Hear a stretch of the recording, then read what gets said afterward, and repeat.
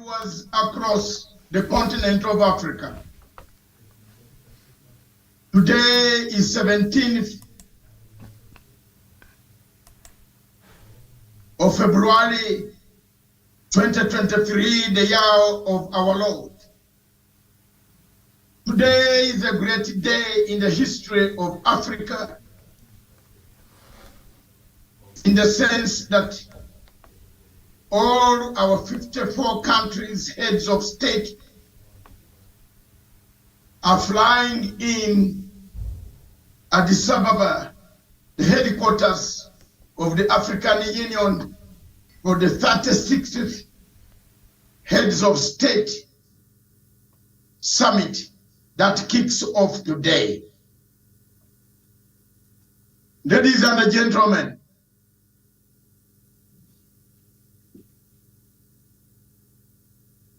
Africa,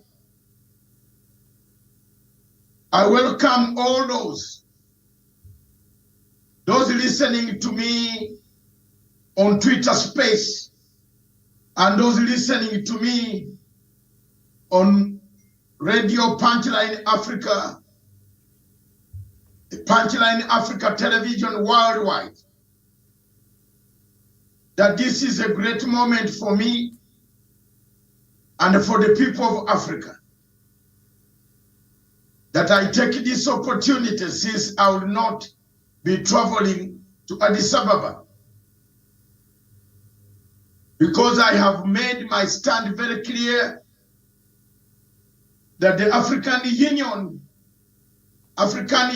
Commission and the chairperson of the African Union Commission has not executed his mandate in accordance with the African Union Charter. Today, our continent is littered with quite a number of conflicts.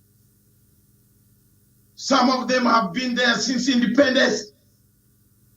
Some have been manufactured by the external influence that has captured the African Union Commission. Today, as I address you and speak to you, spell out the vision of what African Union, the state of affairs in the African Union, what can be done to revamp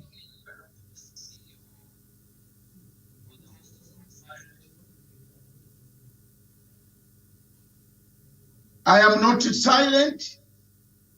I am very clear, and I believe you are hearing me. Thank you very much. You hear me now? Abidi, are you hearing me?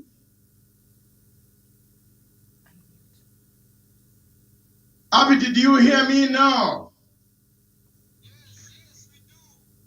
Thank you very much, ladies and gentlemen.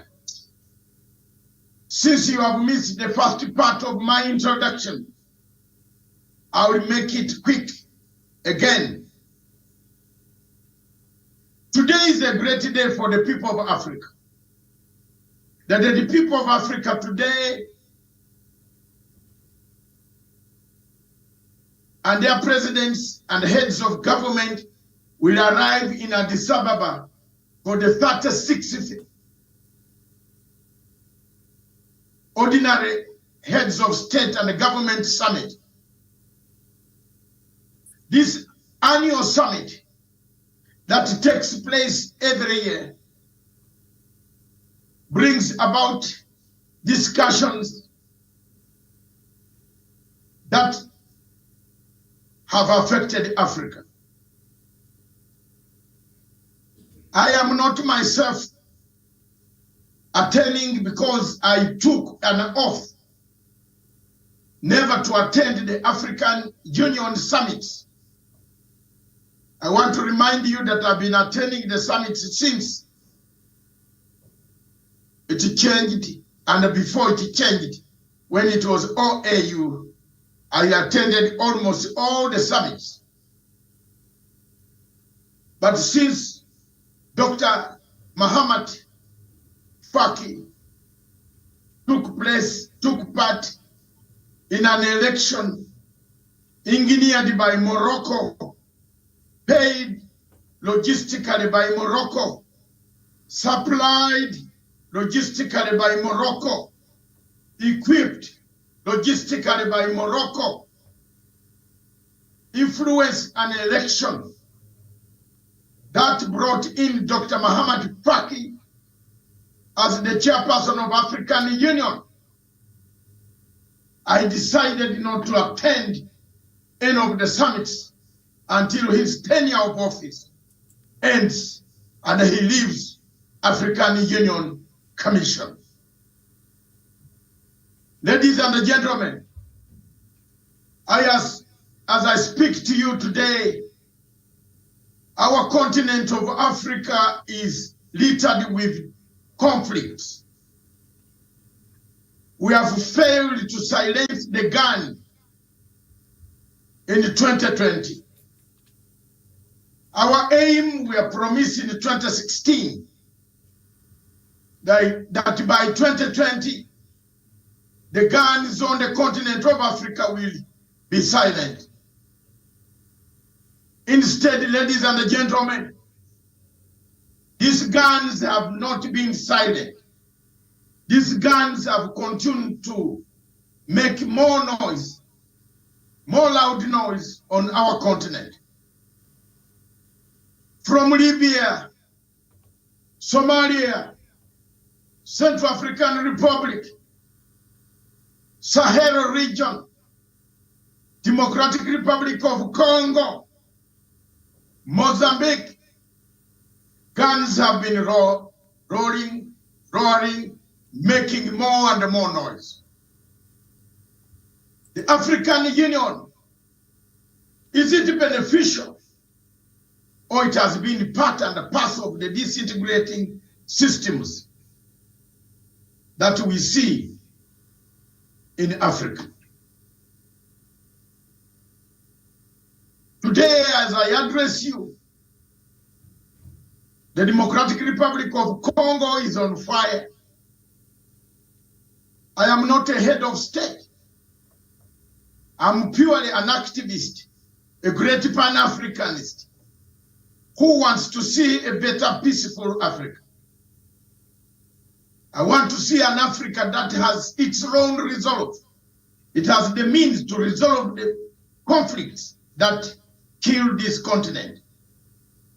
Africa is a continent endowed with resources, but Africa is not a continent that can utilize the resources. An external hand has captured the African Union Commission. Most of you will remember the elections of Democratic Republic of Congo. The African Union sent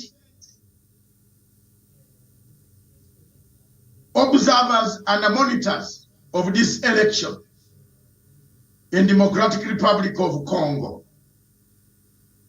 We spent huge amounts of money.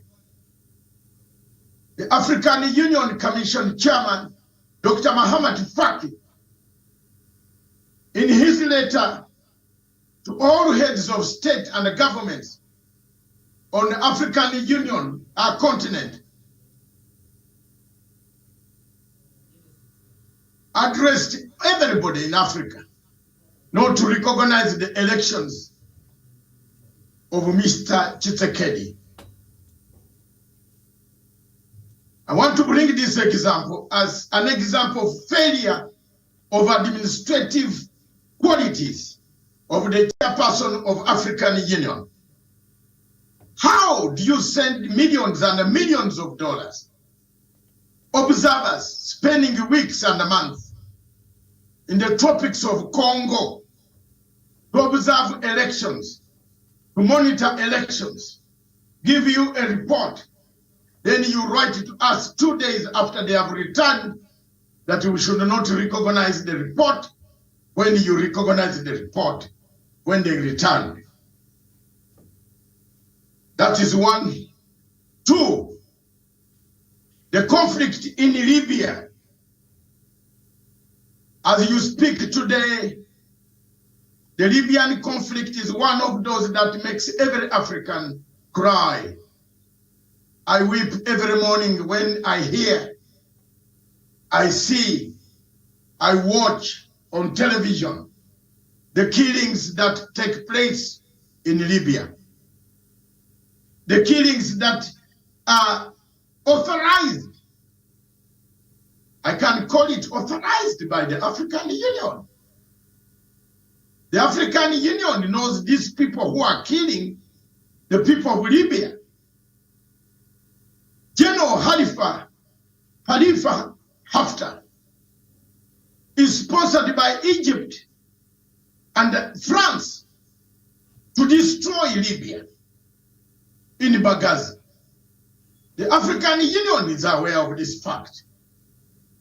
We recognize the government in Tripoli as a recognized government after the killing of Gaddafi under Resolution 1970 of the United Nations Security Council, which allowed Sarkozy to roll bombs on Libya and use the money of Gaddafi to campaign for his elections in France.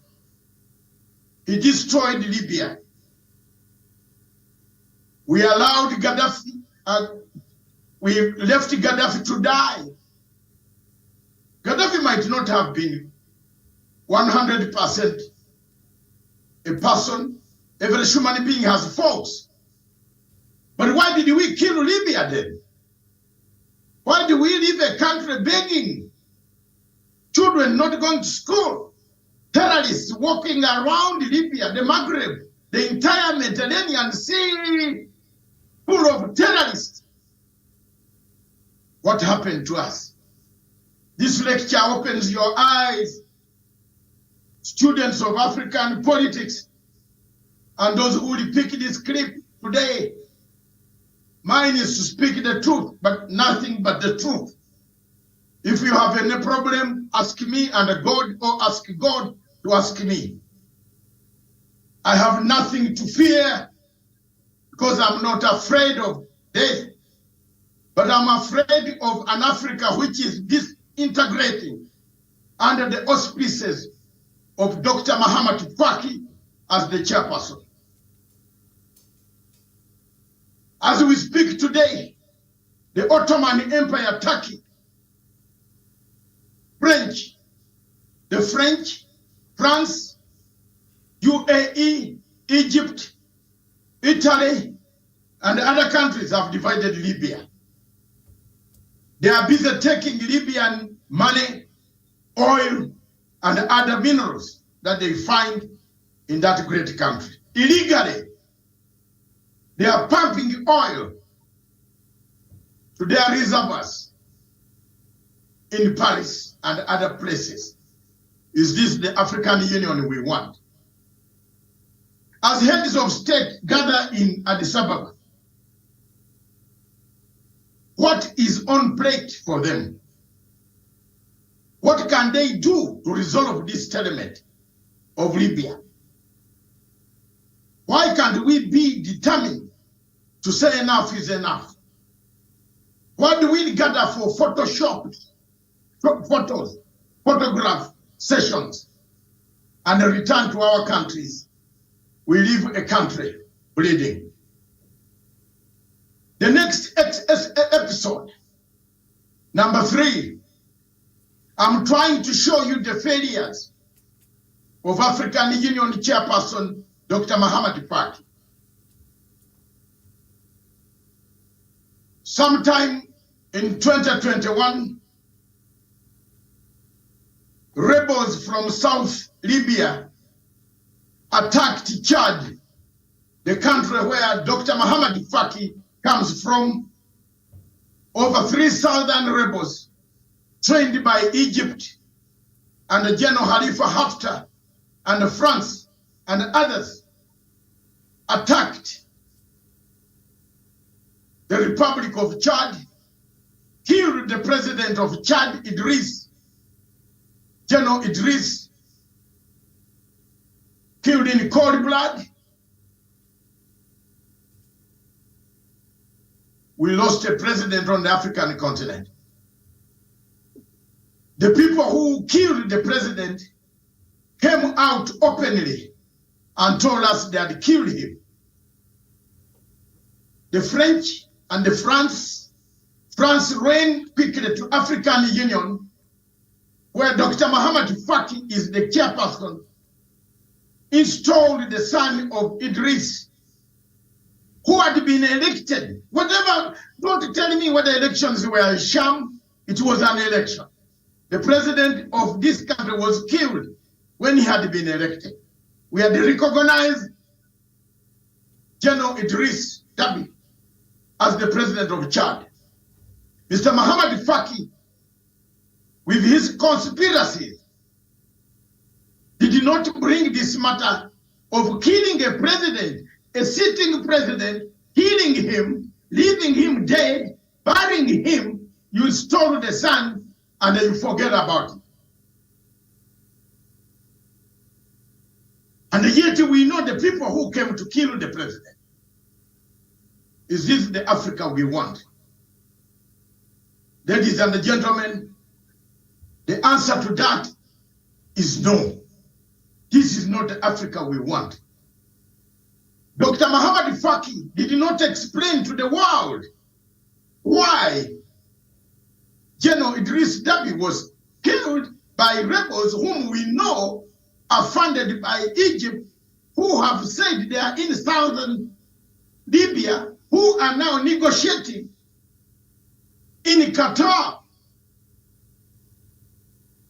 How do we negotiate with people who have killed a president, a sitting president? You can disagree with the president of any country, but once he's democratically elected, supported by the court, you can't kill him. You can't come and kill him on cold blood and go around and say African Union were forgotten. Chad, you are right. No condemnation. This continued up to today. I hear of a peace process conducted by Qatar, the usual friend, so-called friend of Africa, whose human rights records stinks, but it wants to come to solve problems in Africa because it has got the money, which we don't have, because it wants to take our oil. We want to take our minerals in Congo. It wants to join the Congo process in order to frustrate it on behalf of France. It wants to change the Congo process like it did in Mozambique. It has now bought all the Mozambican total oil proceeds and all the wells in Mozambique. Qatar, Qatar, Qatar. It is up to you, Africans, to listen to these facts. Why should we suffer? Total Oil took over the province of Cape Delgado. You know, there was no conflict in Mozambique. Most of you will wonder why the conflict was there. Where did it come from? These two companies, Qatar, whenever you see Qatar, believe me or not, you will see France. Whenever you see Total Oil, you will see Qatar. And the people who are doing the peace process in Congo, be careful. Be extremely careful. Careful that Qatar should not be allowed to take part in our peace process. That is an African solution for Africans, with Africans, by Africans. Let me move over to Somalia. The process of Somalia is painful. The UN, the AU have been involved in Somalia for a long time. From 1991 Somalia has posed a problem to the people of East Africa and the Horn of Africa. Kenya has suffered the pain of terrorism. Uganda has suffered the pain of terrorism. Ethiopia has suffered the pain of terrorism. Djibouti and all other states that are involved in the peacekeeping and the peacemaking in Somalia. Again here, someone in the African Union Commission has allowed external forces, external countries, namely Qatar, to take charge of the central part of the administration under President Farmajo. Qatar played a pivotal role to cause chaos in the region of the Horn of Africa. We almost went to war. Some countries almost went to war. I was in the ICJ in The Hague when I was following out the Kenya-Somalia boundary dispute in the Indian Ocean. The number of the Qatar diplomats that were in there paying bills for Somalia, Somali delegation. I took all the photographs, their papers, every video. I have them. You can see how Qatar was influencing to create a conflict in the Indian Ocean when we have lived together for a long time. Ladies and gentlemen, Somalia's problem lies in a political solution. You cannot resolve the conflict when you yourselves are not honest. I'm coming to the point of why Africa faces the challenges. My lecture pins on challenges that Africa faces. Africa faces challenges. The problem of Somalia needs the head, the heart, and the stomach. For those who are solving this problem, and those who intend to solve the conflict, any conflict on African soil, first look at the three factors: the head, the heart, and the stomach. If the stomach is not feeding, we shall have terrorists. If the heart is not determined to take what the nation wants, to remove ourselves from terrorism, we shall have terrorists. If the brain is not thinking properly, you are being radicalized to go and kill and maim people. We must first educate people in order to stop, to give knowledge, to give the stomach, the food, the alternatives. What is the alternatives of war? The alternatives of war is a redemption strategy. Why do Somali younger generation go to join Al-Shabaab? They have no employment. Let's create employment. Let's create employment in the Indian Ocean. Fishing, for example. The AU should be bringing suggestions. We can create fishing refrigerated containers to give to the younger generation in groups, in circles, in groups, small groups, community, cooperative groups. They can go to fish, to sell the fish to the bigger countries that come to take the fish in the Indian Ocean. You would have solved the problem of employment. People would be earning. And in exchange of that, we would ask them to bring all the AK-47s. For every 250 AK-47s you bring, you get a 20-feet container. It will remove you from terrorism. You go and earn a living, pay school fees for your children. You want to look for a terrorism cells to give you the money. That are practical examples that African Union Commission should bring other than if we can't increase the troops on the ground, if we can't put the boots on the ground. Kenya has done it very well.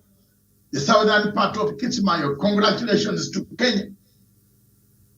In sector 1, there is still a problem.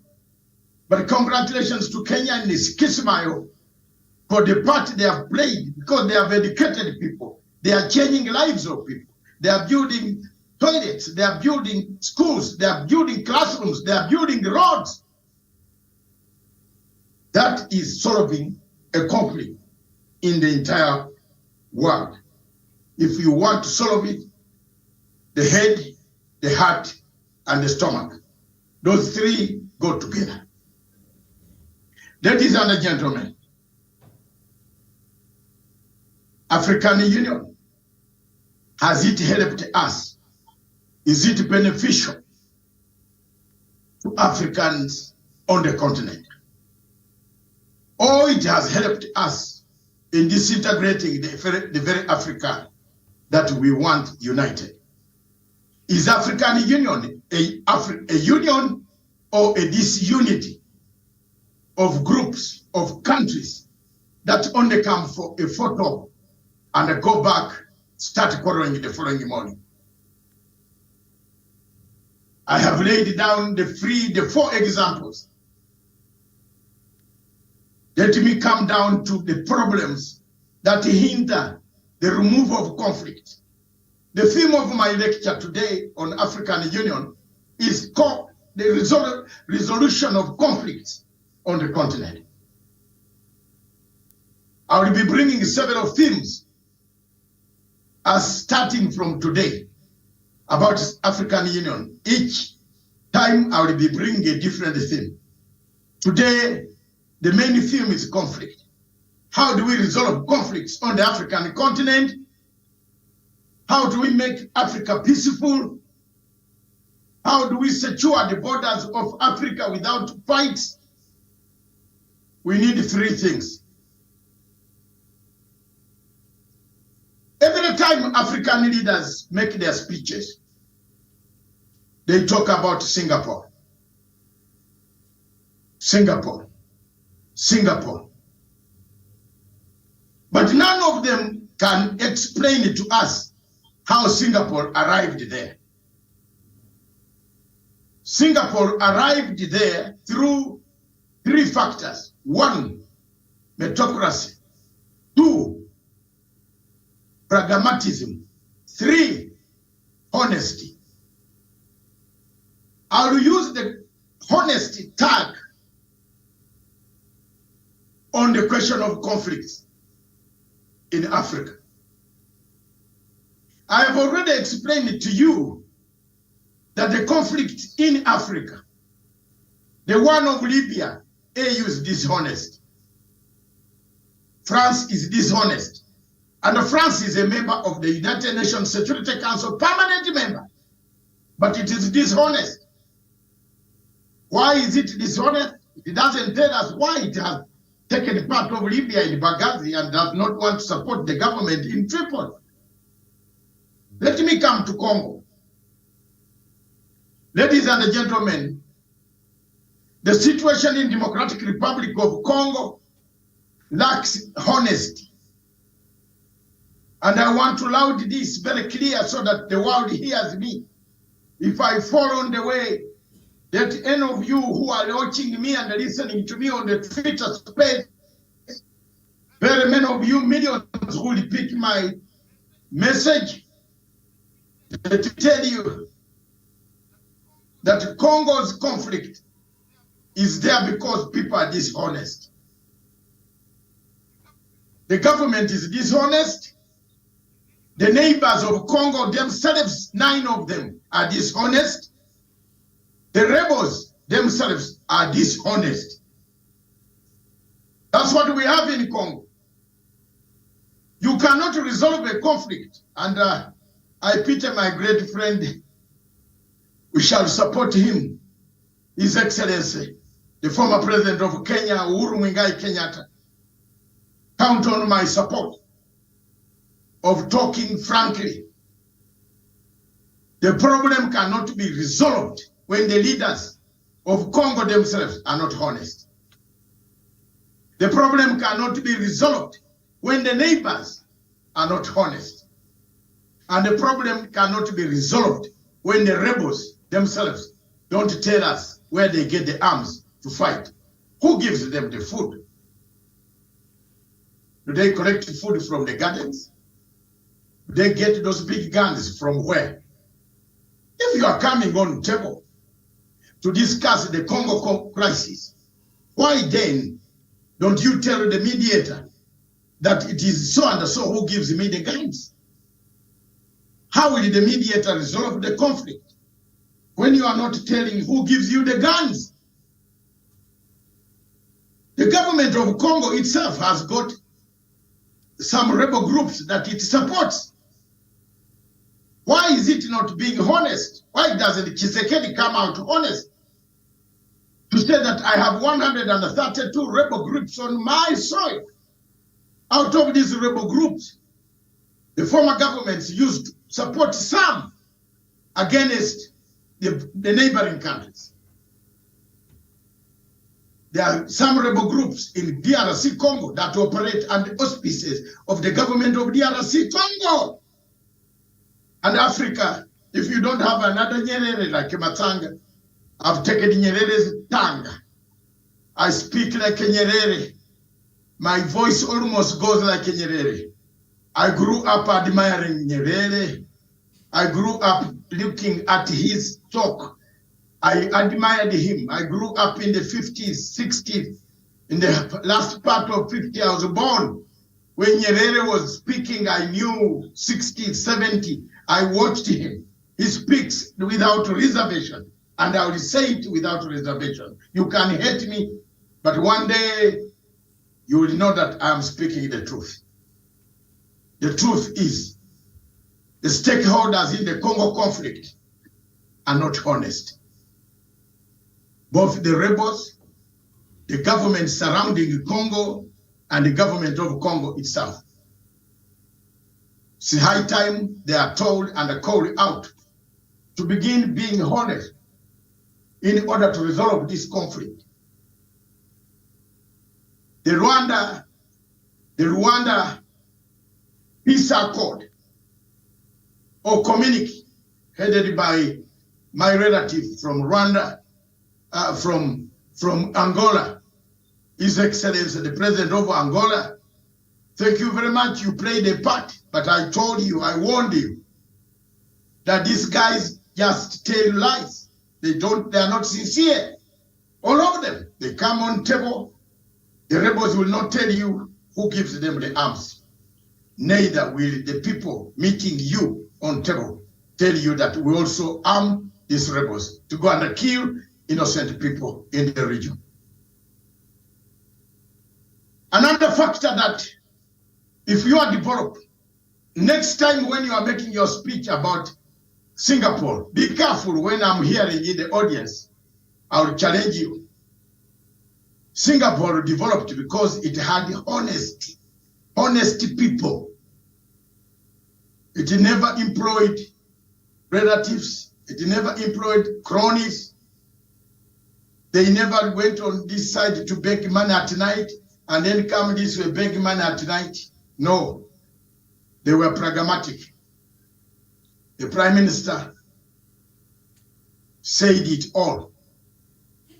Those who will hear this speech will also understand that the Prime Minister said if he was to go to the grave and he heard that somebody was eating, corruptly taking money of Singapore, he will wake up and fight that person. Ladies and gentlemen, I have given enough examples. I can go back to Mozambique. But let me come back to the Sahel region, where Boko Haram in Nigeria has taken 3/4 of the northern part of Nigeria, where people are being kidnapped, assassinated, killed, raped, defiled, women abducted on a daily basis. People are telling me that Nigeria is going to elections. Which elections is this that Nigeria will produce on 25th or 26th of February next week? Which type of elections will this be? A country with no power to generate those BVR machines that give votes, that give your identification before you vote. The Africa we want.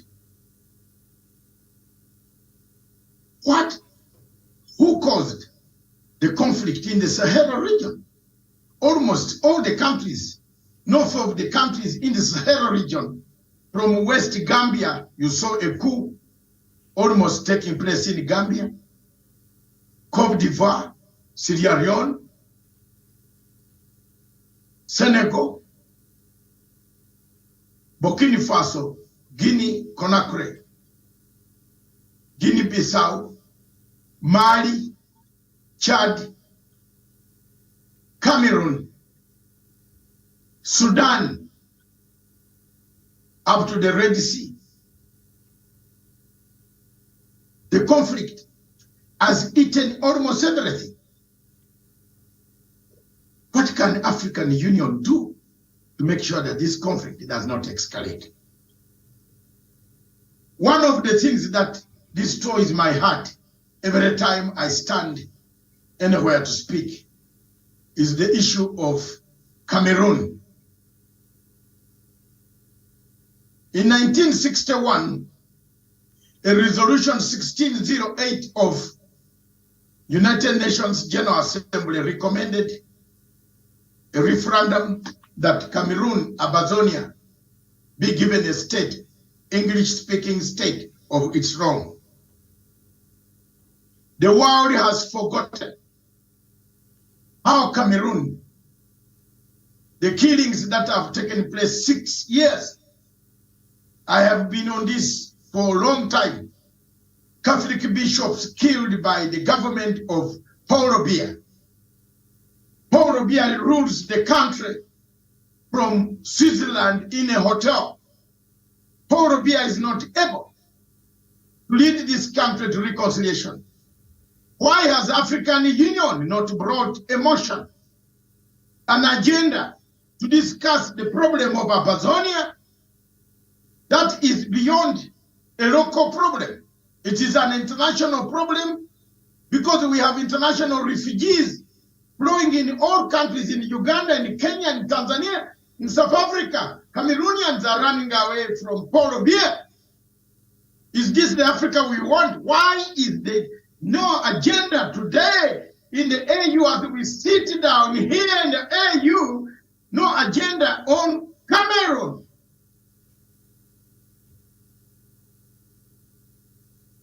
The problem is the biggest one.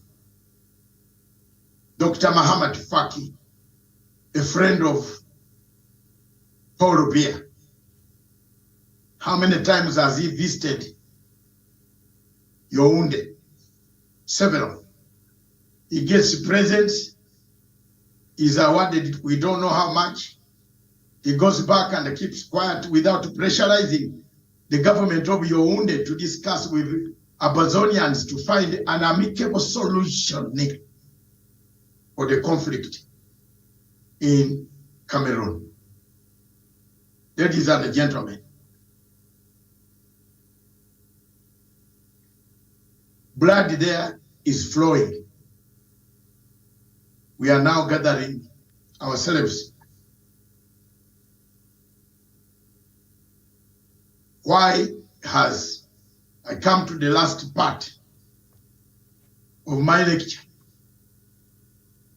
Why has the African Union Commission failed to condemn French-speaking countries?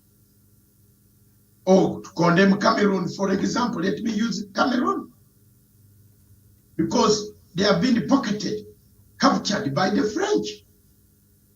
The French are busy taking the oil in Yaoundé. They have no point. They don't point human rights. They have put sanctions. They put sanctions on countries like Zimbabwe, my Zimbabwe, which they kill every day. Sanctions killing the people of Zimbabwe. But the French have never advocated for sanctions against Paul Biya. Why? African Union has joined the wagon. They dine together. They eat together. Ladies and gentlemen, our African Union is captured by an external force which determines if you want to hold an election in AU today, because some people might think I'm talking lies, put there 2 candidates, one from Uganda like me, and another one from one of the countries, they say, in West Africa with the French leaning. The French countries will unite to make sure that the candidate who comes from ECOWAS and the other friendly countries of French pass. Morocco will come with money. The last thing that annoys me is the question of Polisario Front. I want to tell Morocco I support Polisario Front. You can go to Angel Gabriel and ask him. I will never support Morocco in any endeavor on the continent of Africa. As long as they have sat on the independence of the people of Polisario, my stand is with the people of Polisario. The Western Sahara needs its independence. Morocco is a surrogate, a proxy element on African Union. I don't know why we allowed it back into our AU. It had gone away. Why did it come back? To use money to buy people, to buy countries, to give favors, incentives in order to destroy democracy and to create insecurity on the continent of Africa. Ladies and gentlemen, as I landed the mic to give the people opinion and to give my co-host the authority to run and speak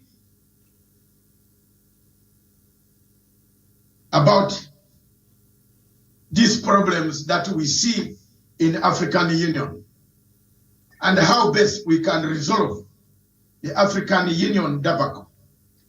African Union Commission has let us down. It has created the chaos that we see in most of the parts of Africa. It has done a few good things, especially on infrastructure. It has encouraged infrastructure to grow. It did very well on COVID-19. I give credit where it is due, but it has done very badly on conflicts and resolving the conflicts.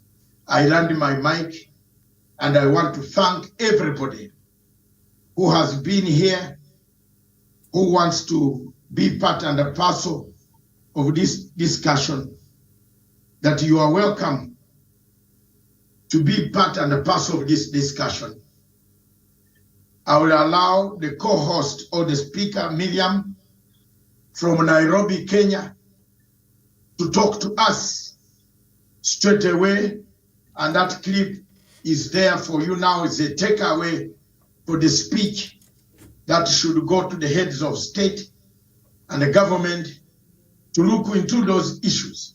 Why Libya is divided, why Congo is dishonest, why Somalia, the war cannot end, who gives them the uniform. If you look at Al-Shabaab, they wear the best uniform to come and kill us. And the uniform resembles another country across the Red Sea. Why can't we speak about it? Why? Are we Africans less human? Mozambique was a peaceful country until Qatar and Total Oil went there to to look for oil. They brought ISIS, killing people, thanks to President Kagame, who went to Mozambique to remove the ISIS that was killing people in Mozambique, Cape Delgado. The last thing that I want to say is the question of sanctions against my country, my good country called Zimbabwe. It is sad that the leaders of opposition in Zimbabwe called upon international community to heap sanctions on this nation. Very shameful.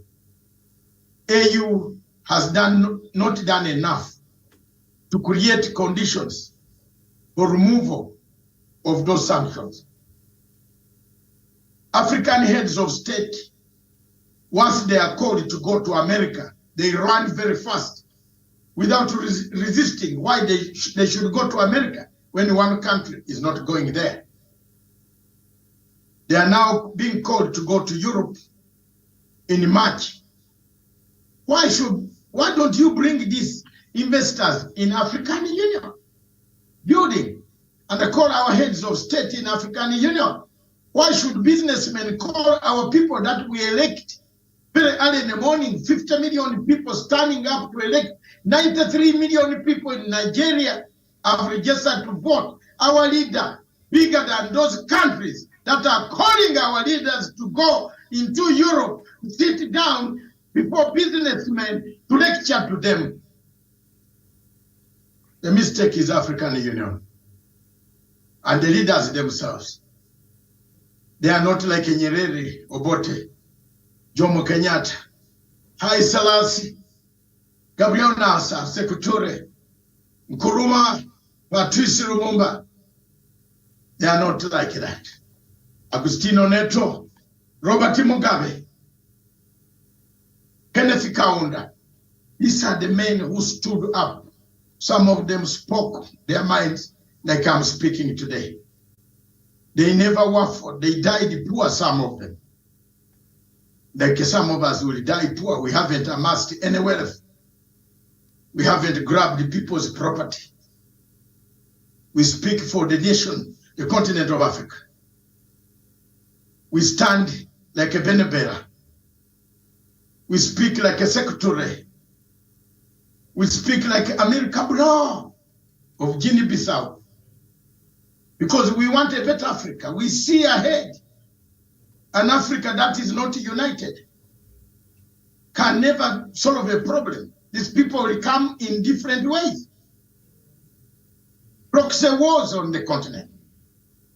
Ladies and gentlemen, a few days ago, and I want to take this opportunity to thank my president of Republic of Uganda, where I was born, even if I don't live there.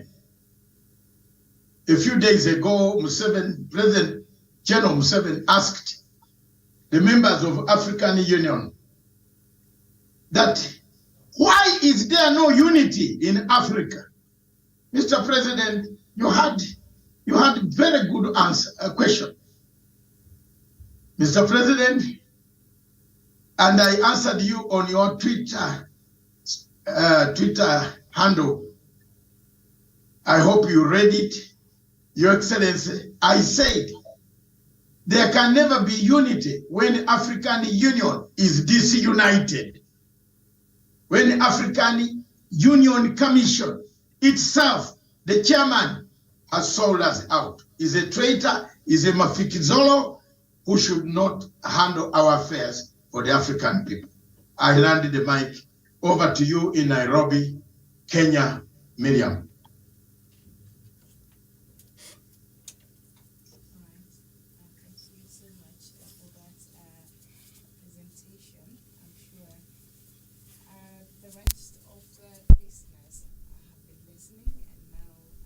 Like to invite anybody who has something that they want to comment on some of the issues that you have put forth there.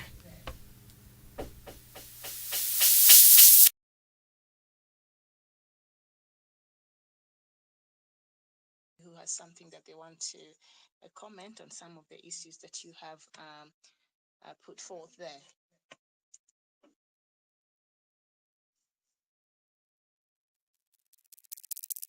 Media, there is news speaker, news for friends. You take the microphone, please. Thank you very much. And let me say first that I don't know anything about Africa. I only know about the EU and the US. And I found your question on the space very interesting. My first, in my heart, my first thought is to be very careful, watch closely what the Union did for the European nations. And watch that closely. And things are not always what they seem. Anyway, you have so many resources, and there's been some advantage taken of you. Your country needs building up first, the different countries. And I don't see enough help for you guys in that regard. And I see what's being done to the EU right now. There's no concern about the people at all. It's just the leaders doing their thing with zero concern about the people. And so I would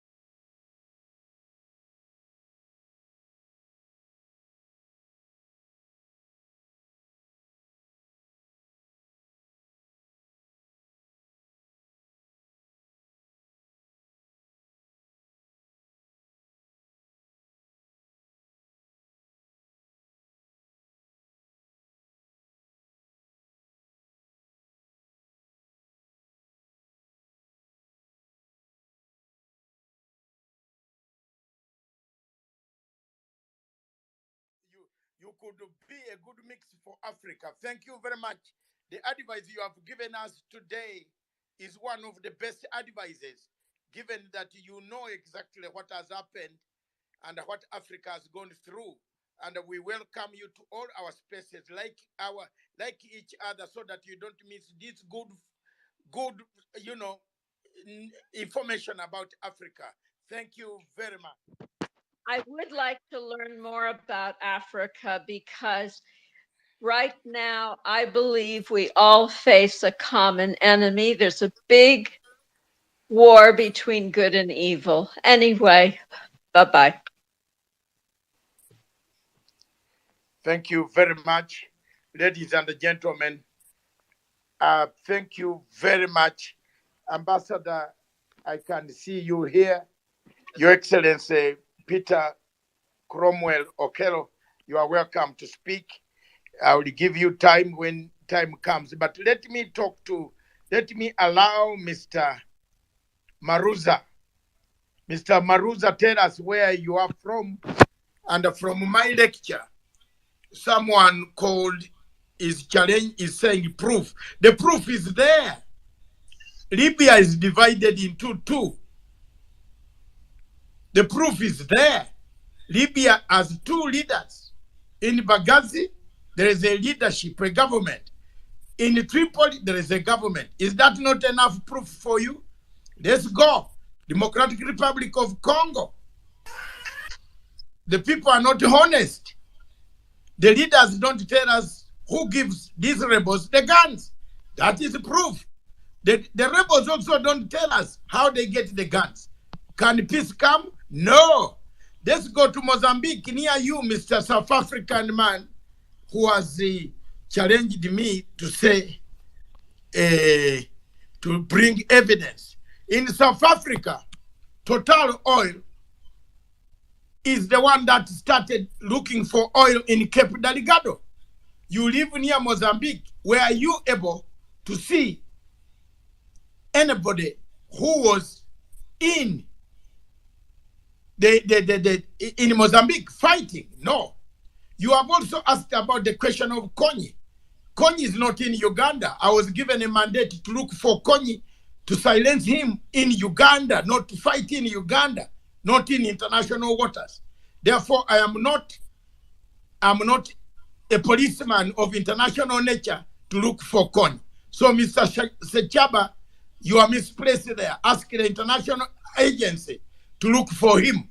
My country is very peaceful. It has nothing. It has even electricity compared to your country that has no electricity today. And I want to thank President Museveni for having allowed elections, peace talks to take place. We resolved the conflict, and my country has made that money, use the money to put electricity. Unlike you, who is in darkness, who rations power every day. Thank you, Mr. Lachemo. Lerumo Secheba. I think you got the answers. You thought you could run away with it.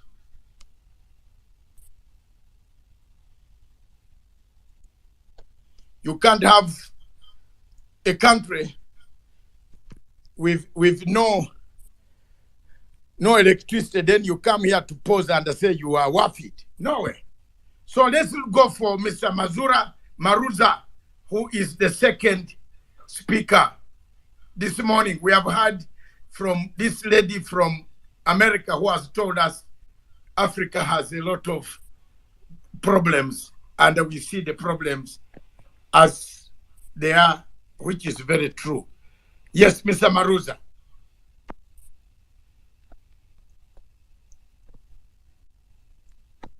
Mr. Maruza.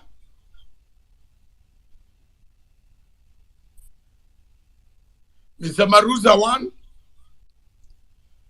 Mr. Maruza 2. Miriam, are you hearing me? Yes. Yeah, can you call Madam Hedy Joy, CEO Swifty? Can you take the microphone, Madam? I'm actually a man, sir. I'm a man. Yeah, but you have put a picture. Sorry about that. I'm sorry, Shaman. No problem. No problem. No problem. Because of the picture. Jen, Yes, sorry about that. Please, next time, ask Madam whether she wants that picture to be on your... Thank you. Go ahead, sir. All right, man. All right, sir. So, it has been an interesting one since I joined, and I'm happy Africans are waking up to reality. We already see ourselves being used as bait. And at this point in time, if there is anybody, I would say categorically that if you have any African country that thinks we are not being manipulated or we are not being captured by external forces, then probably the person is not well informed.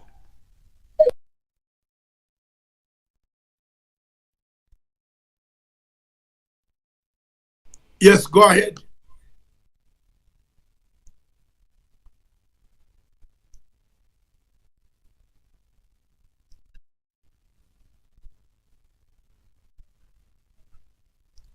Hello, we lost you. Miriam? Miriam?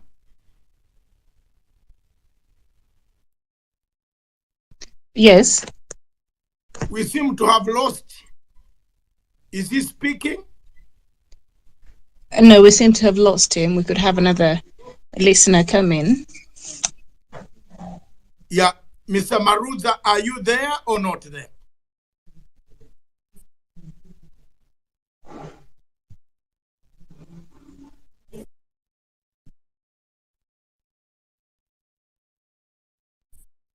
Happening that we haven't expected. We have been able to, have been able to conclude that this African Union being a body that is supposed to unite we Africans is now being manipulated by forces that are not supposed to be involved. And uh, from what I have observed so far, it is not going to be easy for us to attain a true democratic system of government in the African Union. Reason being that a lot of African continents were colonized, and this colonization is still giving power, is still giving this power and stance to these external forces like the UN, the EU, and some other external factors still having force, still having their stance, still having their power in a union, a body that is supposed to maintain the interest of Africans alone.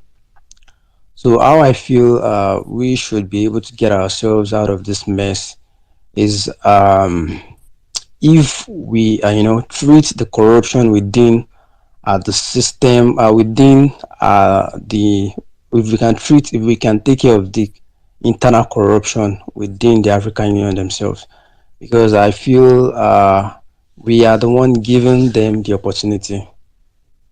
We are the one giving these external forces the opportunity, and that's the reason why they are not maintaining the interest of Africans at large. And as much as the African Union is supposed to have been a benefiting or a beneficial union to the whole of Africans, these forces that have taken over or that is now kind of having a better stance in the union is has actually caused a lot of mishaps generally to Africans. So that's what I have to say. Thank you very much. I believe you come from Nigeria. You come from Nigeria, Ghana, or where? Where do you come from, sir?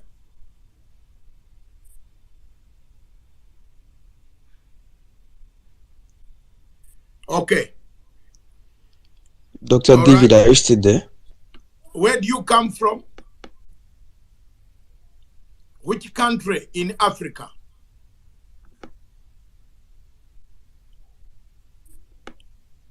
Are you hearing me?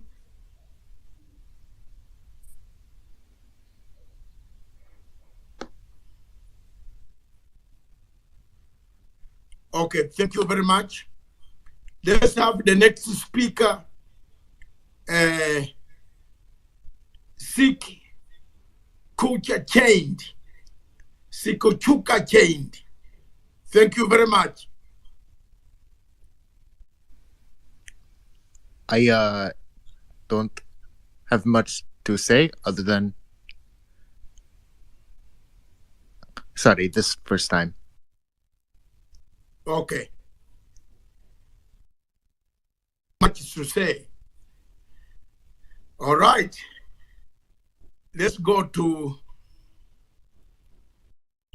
Frank.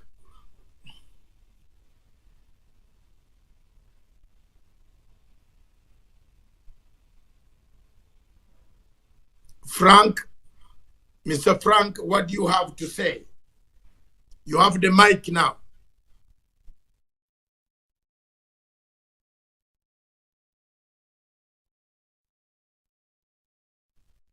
Frank, you have the mic. Mr. Frank, you have the mic. Can you speak it, please? Okay, Dr. Masanga. Am I coming out clear? Yes, you the Frank I know. Yeah. Dr. Masanga, I really want to appreciate you for your love for my people, the Biafran where I come from. Can you hear me? You 100% proceed. All right, sir. All right, sir. Once again, I want to appreciate everybody on this space. It is our duty as Africa to liberate ourselves. Enough of this nonsense from the West.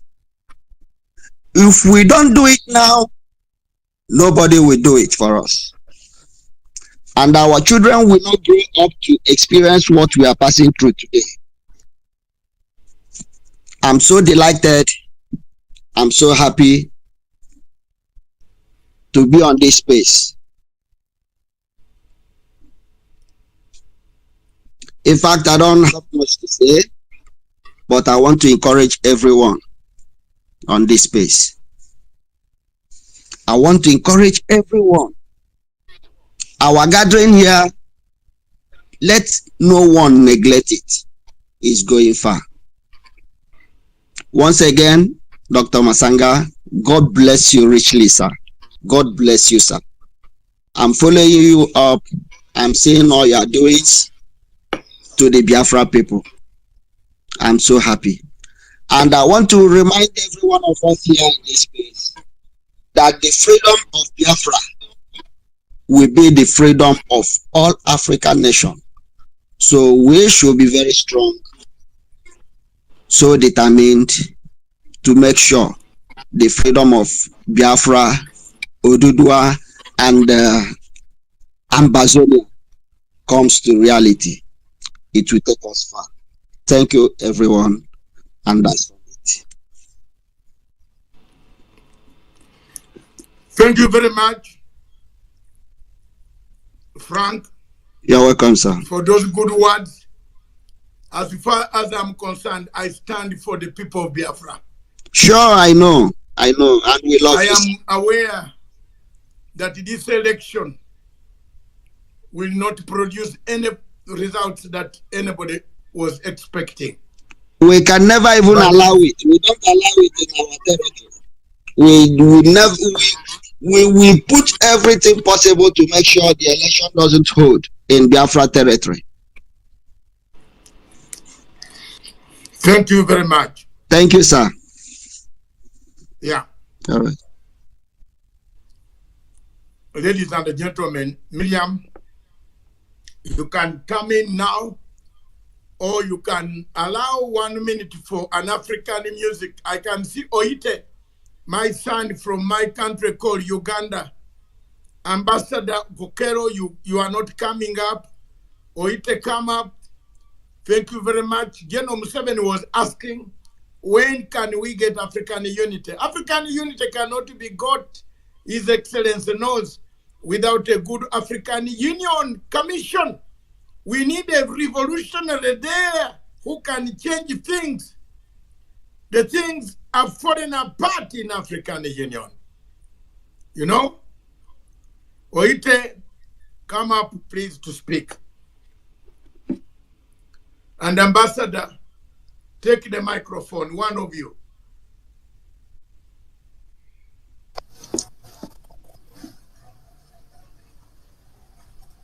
Both of you have taken the microphone. It will collapse. Ambassador, take the microphone. Then Oite next. Thank you very much, Comrade Machanga, fellow Africans. The question of Africa is not new, of course. We were born and founded there. As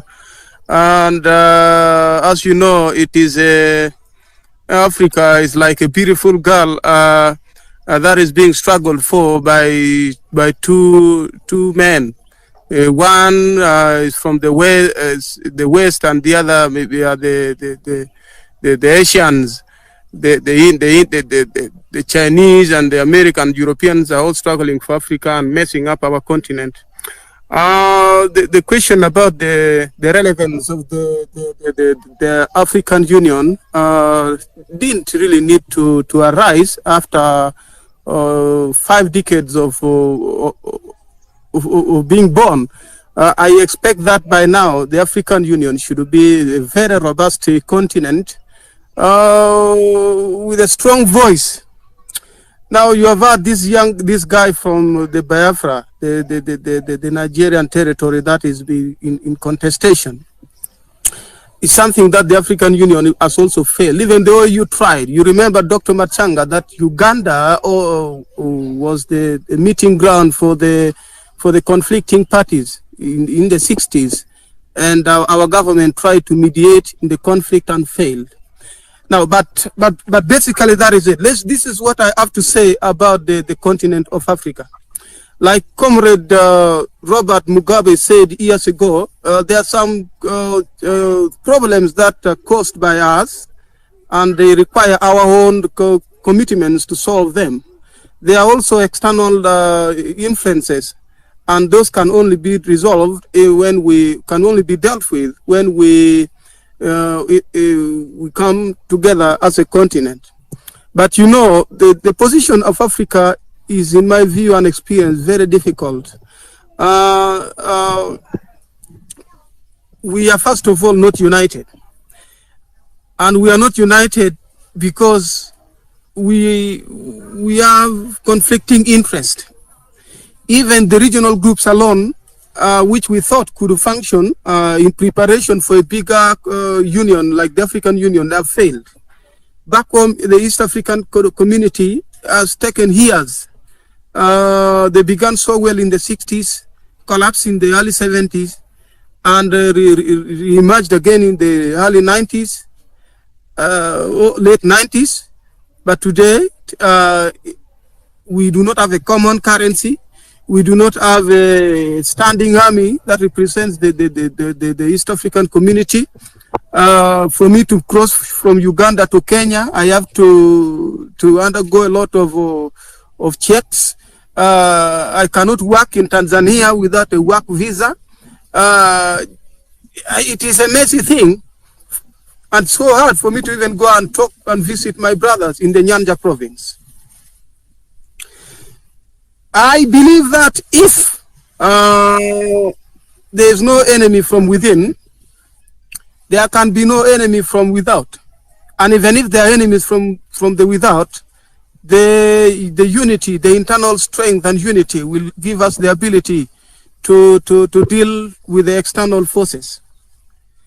The character like the late Muammar Gaddafi that you talked about, well, he did some tremendous work for his country, but we are also aware that Gaddafi contributed to the destabilization of Uganda and many other African countries.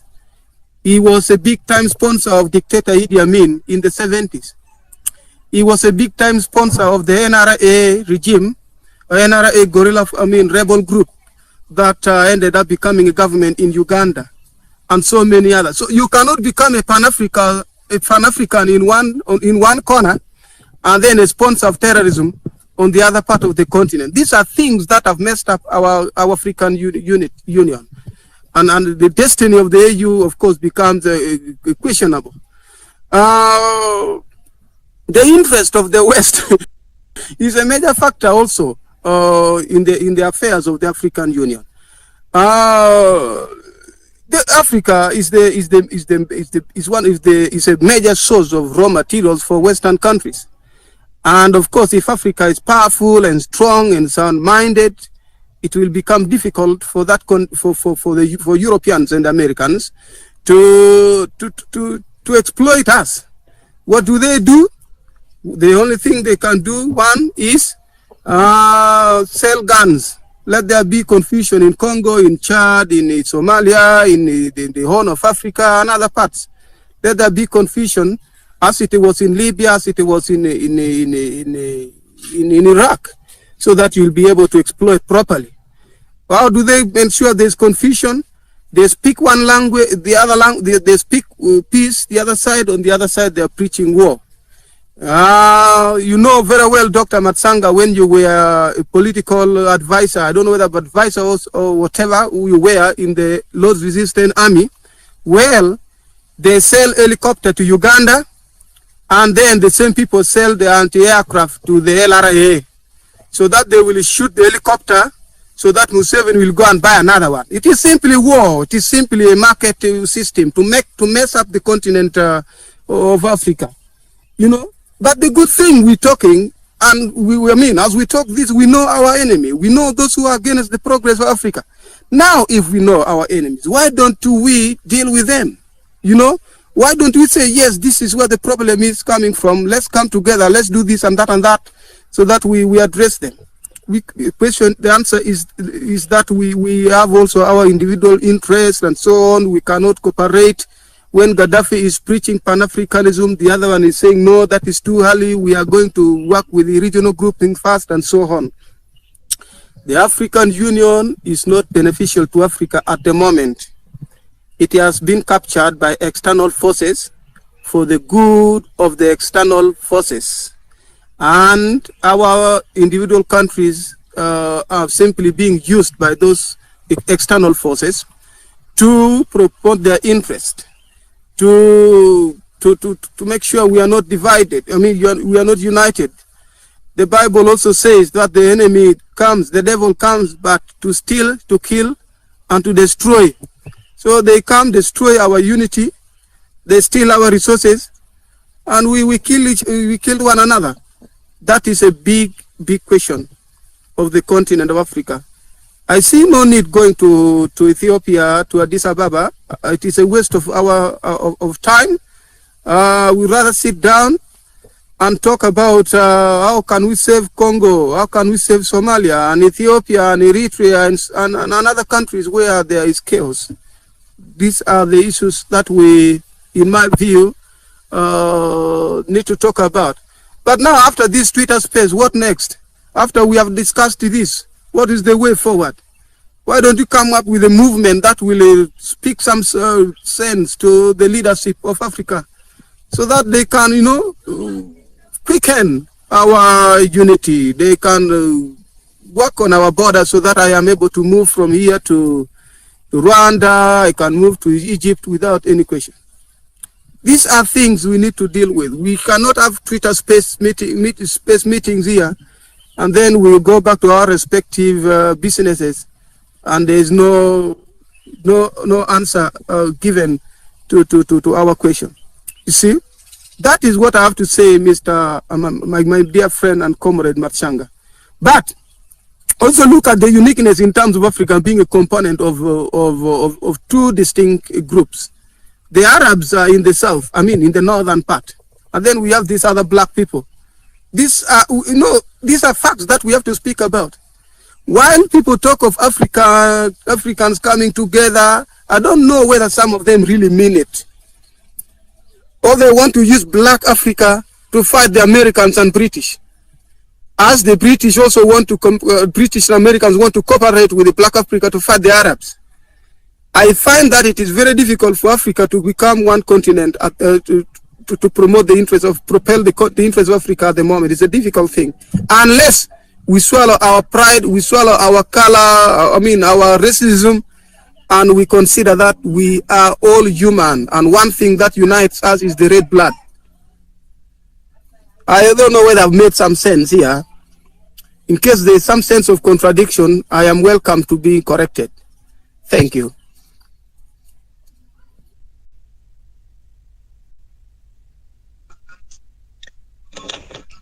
Thank you very much. I now call upon Oite. Oite, then Mr. Anif. Is it Anif for freedom after Oite? And then we have Miriam can come in now later on after Oite and make her request, her submissions.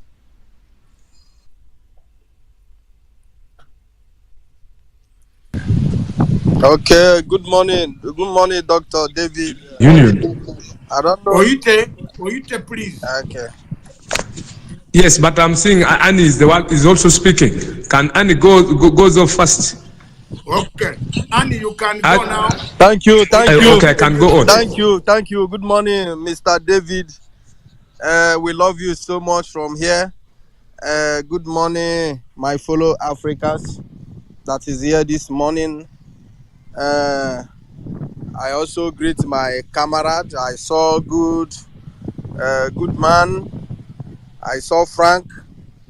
We are from the end here fighting for the freedom of Africa, for freedom of our people, for the freedom of our generation unborn. That is the decision we have taken, and we are not going back from that. I am a Biafran, and I am a Pan-Africanist. Anything about Africa is what gives me joy, because I did not take excuse from God before he made me an African. And we are proud to say that we are African. Upon all that we have been going through, they have dehumanized us, they have, they have captured us, they have taken everything from us, but God is still saying something. So I am here to contribute my part based on the topic of the day. Is Africa Union beneficiary to Africa or captured by external forces? We can ask such questions just for some, for us to emphasize on it, but the answer is not hidden to any one of us here, because we are captured before the formation of African Union. African Union was not formed by African. African Union was formed by external forces that captured Africa before they formed such organization. And it was not formed for the interest of Africa. It was formed for the interest of our enemies. And that's the reason why today they cannot make any decisions. They can never take any actions that will benefit Africa. And I have a secret that I want to expose here, so that most of us may understand what I'm saying better. One thing that we have to know is that in this very issue of capturing Africa, there are two interests that is working hands to hands. Number one, there are these external forces, which all of us knows, the Western world, America and Europe, America and some part of Asia. They are the one that have swear to make sure that they keep Africa to where we are today. These are external forces. But we still have some internal forces that are working in collaboration with these people for their own interests. And I will use Nigeria as an example, because I don't know much about other countries. I am a Biafran. I will use what is happening in Nigeria as an example to what I am saying. In Nigeria today, when the British came to capture Nigeria, capture the territory that they call Nigeria today, because as of then, there was no Nigeria. As they are advancing, they find out that there is a group of people also that is already in that territory, and their own aim is to capture the territory and turn it to Islamic State. I am not trying to, offend my Muslim brothers here, because I don't have any problem with religion. I am not religious, I am Pan-African, but I don't have any problem with religion. But there are these Islamists, there are these people that have confessed that they believe in conquering people, they believe in forcing people to their own religion, not by convincing them, but they force you into their religion. And these ones, they are not there only to convert you to their religion, they are there to conquer you, they are there to make sure that they capture your land, They are there to eradicate you. They are there to make sure that your value system is being destroyed and you will no longer exist. And when you come to Nigeria, you will see these people from the Sahel, from the northern part of Nigeria. Today, we cannot hear anything about the Hausas today. Their name have gone. Their tradition is gone. Their culture is gone. Anything about them is gone. And when the British saw these people, they saw not only that they saw their agenda, but they saw how they were intimidated. Even the British were intimidated by the aggression. And they felt that working in collaboration with this very group of people will facilitate their conquest, to their natural and their financial gain in that very territory. And they team up with these very people, and today everyone can see the results. It's just like, do your own and allow me to do my own. The British is sucking us, sucking everything that we have as mineral resources, and these people have been given power, and they use their own power now to subdue us, to give the British the freedom, the opportunity to exploit our resources. And the same British government now give them power and give them the opportunity, allow them to conquer other nations in that territory and take their land. And that's the reason why since 2015, all of us here can bear me witness. We have experienced a lot of mass burial. We bury people in thousands, from the southern Kaduna to Middle Belt, from Benue State to Enugu State to Imo State to Anambra State, different states in Nigeria, even at the extent of going to the Yoruba land. We all have experienced mass burial since 2015. All these things are going on, and you have never had any press statement from the British government, because it is do your own and let me do my own. I make this very, pronouncement here for a purpose, because if we are looking for problem of Africa, if we don't know our problem, we can never know our solution. So our Africa unions are not benefiting anything to Africa. They have been captured. And the only way, because I heard our brother here said that after talking here on space, what next? I am here to bring solution. I have talked and I will bring solution, and I will end up there. The solution to Africa problem is for us to rise and take this power from the people they have given this power, that are working in collaboration with them to keep us perpetual bondage. And in Nigeria, we Biafrans have taken the lead. We have decided that we are going to take this power back to us. If we can get this power back to us, then we can make decisions, we can make policy that will benefit us, benefit Africa, and benefit everybody in the whole world that want to do a legal business with us. Is a call for individual effort. As we are talking here on space, trying to, educate ourselves, the work is on the ground. Everybody have to go back to your region. You have to go back to your nations and plan on how to take your own power back to yourself. Because as you can see, we don't elect leaders in Africa.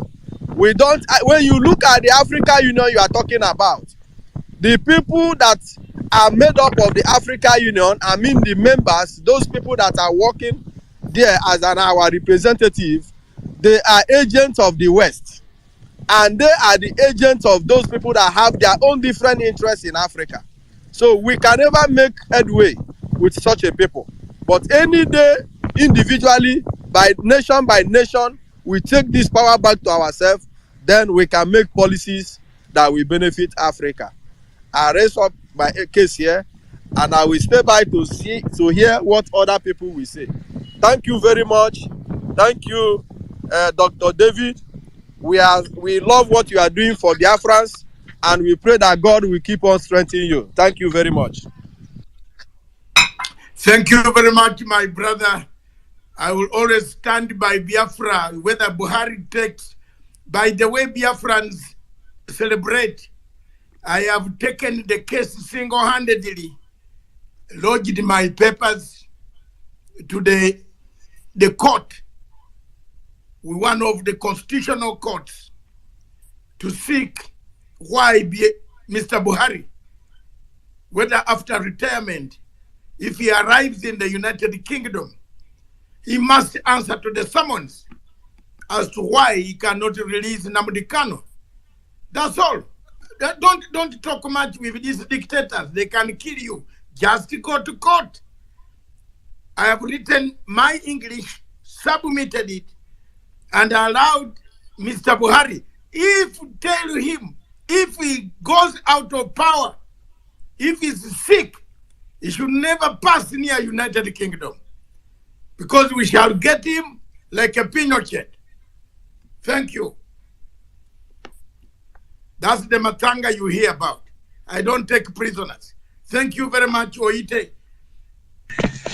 Yes, thank you.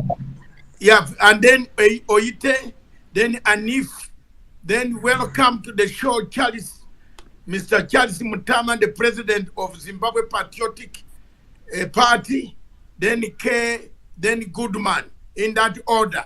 Thank you very much. Oite, make your submission. Thank you, Dr. Matsanga. For me, the debate of Africa, every day it is new and it becomes very interesting with new facts and twists. I think, to me, I need to go back to the history that we can't debate the health, the well-being of African Union or the benefit of African Union when even the benefit of this small nation states that was bestowed to us as a legacy of colonialism, we can't even enhance it. Because you realize that out of the 54 nation states that was created by the British and the French and those powerful countries, I think around 4 of them, and Belgium and then Spain, what they left in Africa, I would tell you that we are still struggling even to live with that small one. Now, if we add another burden of the African Union on top of that, then we shall even be failing more. For me, I think the debate should be, how can we even first consolidate these small African states? How can Nigeria, a small country, how can all the members who live in Nigeria be happy with that Nigeria they left behind? Remember that when the British and when these colonial powers were coming in, the Debeles in Zimbabwe, the Debeles were running their own affairs. The Shonas were having their own affairs. In Uganda, the Bagandas were on their own. The Bagishis were on their own. Those were small nation states on their own. The Biafrans were on their own. The Hausa Fulanis were on their own. But when the British were leaving, they had selected some few people, few elites, who went to the missionary schools. Most of them went to the missionary schools. They got converted. They became Christian, like Mandela, the Obotes, the Nyereres. So when they went to school, in the missionary school, after the 50 years or 60 years of independence, the colonial masters now would leave power in their hands. Yet when they were coming in, I remember this man who became the name, Rhodes signed an agreement with the Debele kings and the Lubongolo, that man they were signing agreement with the local kings. But when they were leaving, those kings were no longer the talk. It was a new group, the missionary students, who had left these schools. These were the people now they left power with. And Africans, when they woke up at independence, the first reactions came from Rwanda. I remember the debate in Rwanda was when the Belgians were leaving, they were asking, whom will you leave the power with? And there was a debate. The Tutsi elite said, no, it should return back to the people you got the power from. And the Hutus, having woken up and said, no, Rwanda is now a republic. We no longer want to go back to the old system. We have gone to school, we can manage our own affairs. In Uganda, there was a contestation. The king of Uganda wanted to continue with the old ways. But now there was a new chaps, the commoners like the Obotes, by they are going to school, they had gotten the powers. And you know that we had to go through a civil war, which was also fueled by the so-called capitalist and the socialist countries. You would just pick your master, either the eastern countries, and they back you up, or you pick one of the western countries, the capitalists, and they back you up. And I think up to 1990, when the socialist countries later had to fall, and then we returned to the unipolar world by the Americans. But still, the fight is on, and even I'm happy that Matsanga now is on the side of the Biafrans, because he realized that the big Nigeria can't work. So if Nigeria, just with 100 million population, can't even stay together, what of the Africans now, which has another mix of, we even have the Arabs with their different ideologies, and they look like they are much more attached to the Middle East, because I remember Gamal Nasser used to be the president of Egypt and as well as Syria. So these people are more attached to the Arab world. Now, when you're talking about, that's the debate which was even in Addis Ababa. I remember there was a Monrovia team which had their own, there was a Casablanca team also debating. The Nyereres people were like, can we go back and have another referendum so that the borders can be very natural? And then the Nyereres said, no, we can continue what is there, let us consolidate it, and we move on. And for me, that is a debate I think Africans need to return back to. That if we can, for African Union to work, people in Uganda, a small country with around 40 million people, should first decide, they should first be living a good life. That's when we can now talk of even just federation within the East Africa. But as long as the Luos in Kenya still want to leave because the Kikuyu is the president, or a Kalenjin has won, or a Kalenjin wants to leave because the Luo has won, then we can't even talk about African Union. African Union will be a joke. That's why in Africa, I always tell people that we have only had 2 presidents so far who I think they had known what a nation state is. They had started appreciating that African we are talking about in Tanzania. Julius Nyerere realized that Tanzania. Yes, Oite, sir. you have made very good points, and you have brought out very good historical analysis. The question here that No, remains. who are those 2 men? Who are those 2 presidents? No, wait, hold on, Ambassador. Hold on, I will give you time. Oita, you have made very good some points, but I want you to focus much on African Union. Today, as it stands, is it viable for us? Is it helpful? Or it has been captured? What are the problems? What makes it to be captured? Is it money? We borrow money for elections. Uganda every year, even in 2026, I know you support. I know your support. I don't want to say it publicly here. But you are going to borrow money to do an election in Uganda. Why should you borrow money to do an election in Uganda?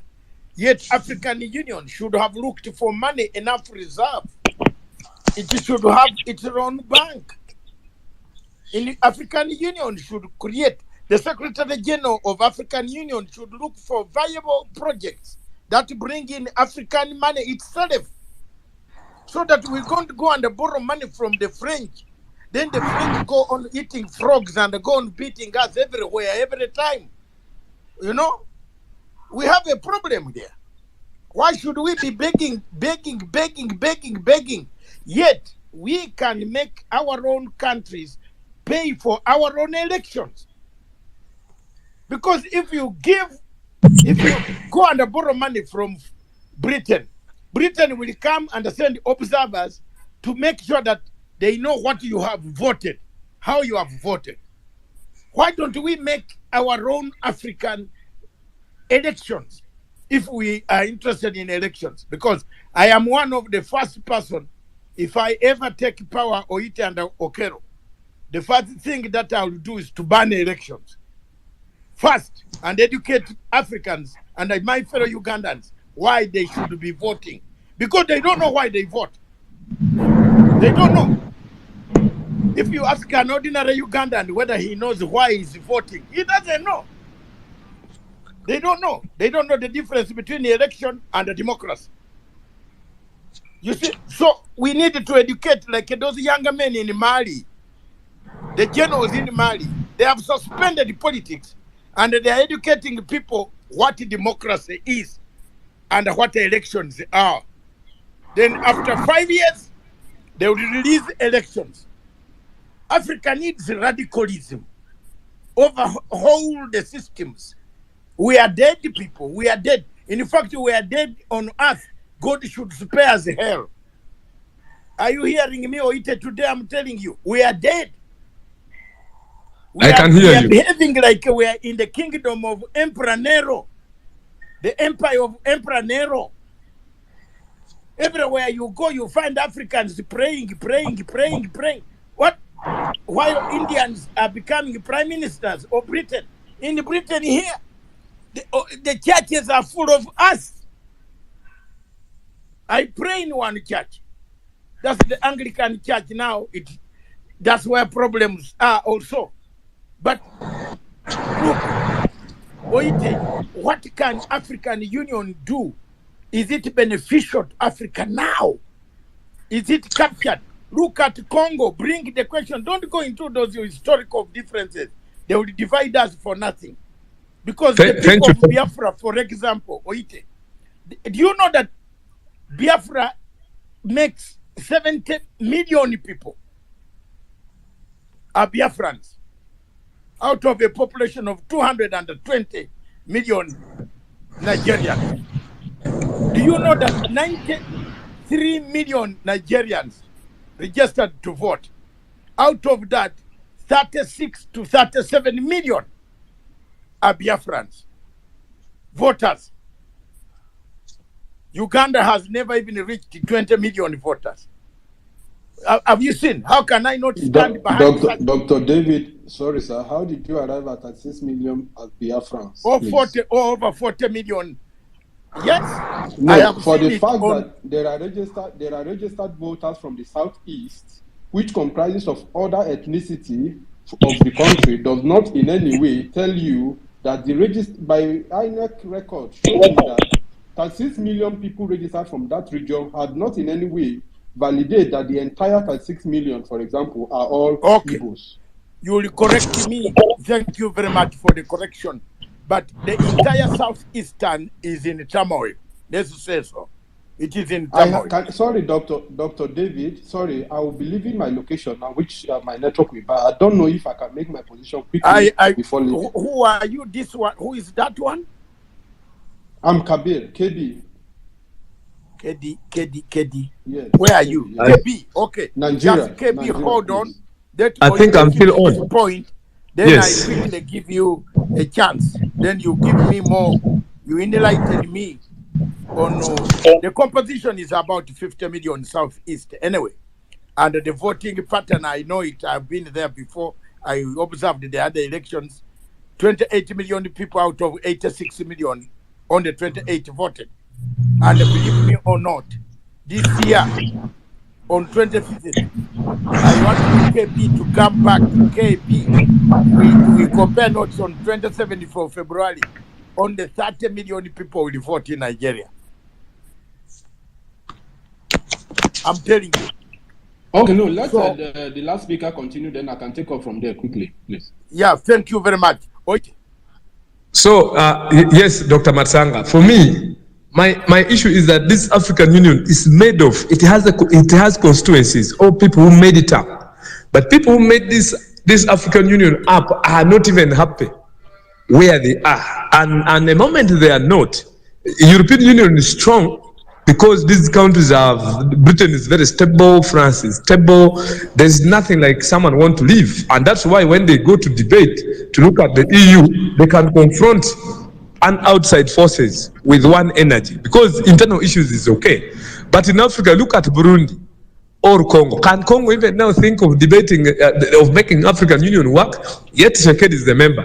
Tshisekedi is battling a small group called the Banyamulenge. It's a very small group. Is battling this small IMA. Is battling this group in Matisse, small territory. There's this gentleman, there's someone who has his microphone on.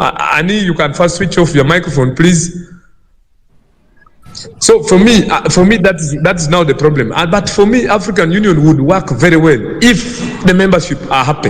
A country which has malnourished population can't even debate about beautiful things. It can't. That's why I was telling you that at first, when you look at the members who are very sound in the African Union, who made African Union work, when Gaddafi was talking about Libya was very stable and rich. When you look at Nyerere had consolidated peace in Tanzania. That's why his contribution in African Union was very good. But when Nkrumah was just busy talking, but as he was talking, the coup came and swept him. And the man left a very powerful will that when he dies, his ashes should be sprinkled all over Africa.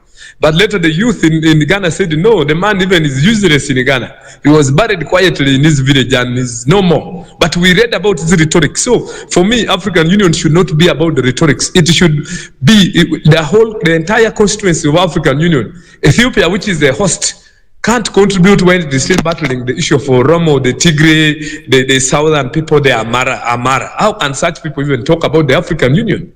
Gaddafi wrote in his green book that it starts from the family. A stable family can debate about the national politics. A stable family, but once a family is even not yet settled, from a family it goes to the clan. Then from a clan, we are moving to a tribe. From a tribe to a country. Now you must satisfy by that order. But you can't have a beautiful country and the families are in turmoil. That is impossible. And for me, that is where that's why people are crying of the African Union. It doesn't have money because it is composed of Nigeria, of Burundi, which is very poor. South Sudan is very poor. How can such a group even really? And as a member, it is supposed to contribute to the African Union. That's why the African Union now, it is China and the European Union and Americans who are funding it. We can't fund it ourselves because even our condoms in Uganda, just a mere condom of stopping ARV or HIV, it is donated by USAID. My son, Oite. Yes, sir. Congo is so poor. Congo is very poor at the moment. It has resources. It is endowed. It is endowed, but it is now poor. It is struggling because their wealth is not benefiting them. That's why we had a prime minister called Ria Kategaya. He had a prophecy that even if you have a good thing and you can't put it in good use, it will be used to benefit the other one. So Congo itself has never appreciated what is called statehood. In fact, to call it Congo, that there is a country called Congo, even it's a joke. To me, it is a joke. Congo is a failed state. It can't be called a country because everyone is on his own. If they can't even use their wealth,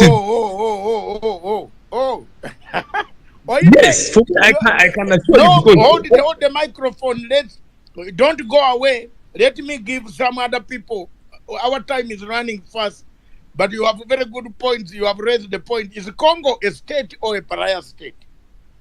That's another question of the other day.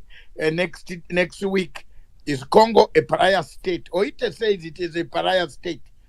I had wanted Anif to speak, but Mr. KB seemed to be pained by me talking about Biafra. I am talking about Biafra because me and Buhari, we are all army men, but Buhari has behaved so badly. Buhari told us that he will finish Boko Haram in 100 days. He became Boko Haram himself.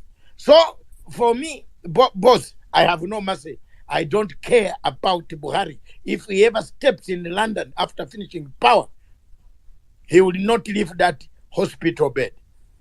Thank you. Go ahead, KB. Thank you, Dr. David. You have 1 minute. Then Anif. Then are you sure 1 minute is enough? Are you sure 1 minute is enough for me to make my point? Okay, 2 minutes. Bye-bye. Okay. The cassette light is going, my Oga. It's okay, Dr. David. However, I want to first of all speak to your We topic. can't hear you. We can't hear you. Can you hear me now? Can you hear me? Yes. Oh, okay. I want to speak to the topic first, right? About African Union. Now, my question is this. How can we talk of African Union when Africa itself is not united? Because I've heard a lot of submission here since I've been on this space, and it did not in any way demonstrate that African people are united. Because I've heard conversation like the Biafra agitation, and which I know you are a strong supporter, Dr. David. And I want to remind us that at this point, having a united Africa will be more beneficial and perhaps position the united African Union better to benefit Africans. But where we have a divided home, certainly we cannot stand as Africans. And therefore, we can't be talking about the benefits of African Union. When in the first instance, we need to ask ourselves, what is actually the objective of the primary responsibility or concerns of the African Union, and how is it funded? Because if African countries are to fund African Union, and these same African countries rely so much heavily on Western aid and loan, of course, the benefit or the objective of African Union will as well have been defeated on arrival. And therefore, it is wise to say, or logical to say at this point, that these external forces you referred to are actually the hallmark that have actually held Africa as a continent together from, to this point, right? And that Africa needs to move away from this radical approach to actually liberating ourselves to a more liberal approach where everybody will be carried along, even alongside the West that we tend to hate today. Otherwise, we will be seen to have been committing the same sin as they have committed, or as we are talking about. And we cannot afford to be seen in that perspective, from that angle. If we see what they have done to be wrong, we cannot afford to be doing the same thing. And this approach we are actually looking at is going to put us on the path of committing the same sin as the West. And therefore, there is nothing different from us and them. So therefore, I want to now deepen I reference when you talk about 36 million voters from the 90-something million registered voters we have now, that 36 are Biafran. I'm actually asking you, Dr. David, how do we arrive at that? Because the INEC record shows the record of those registered voters at various regions.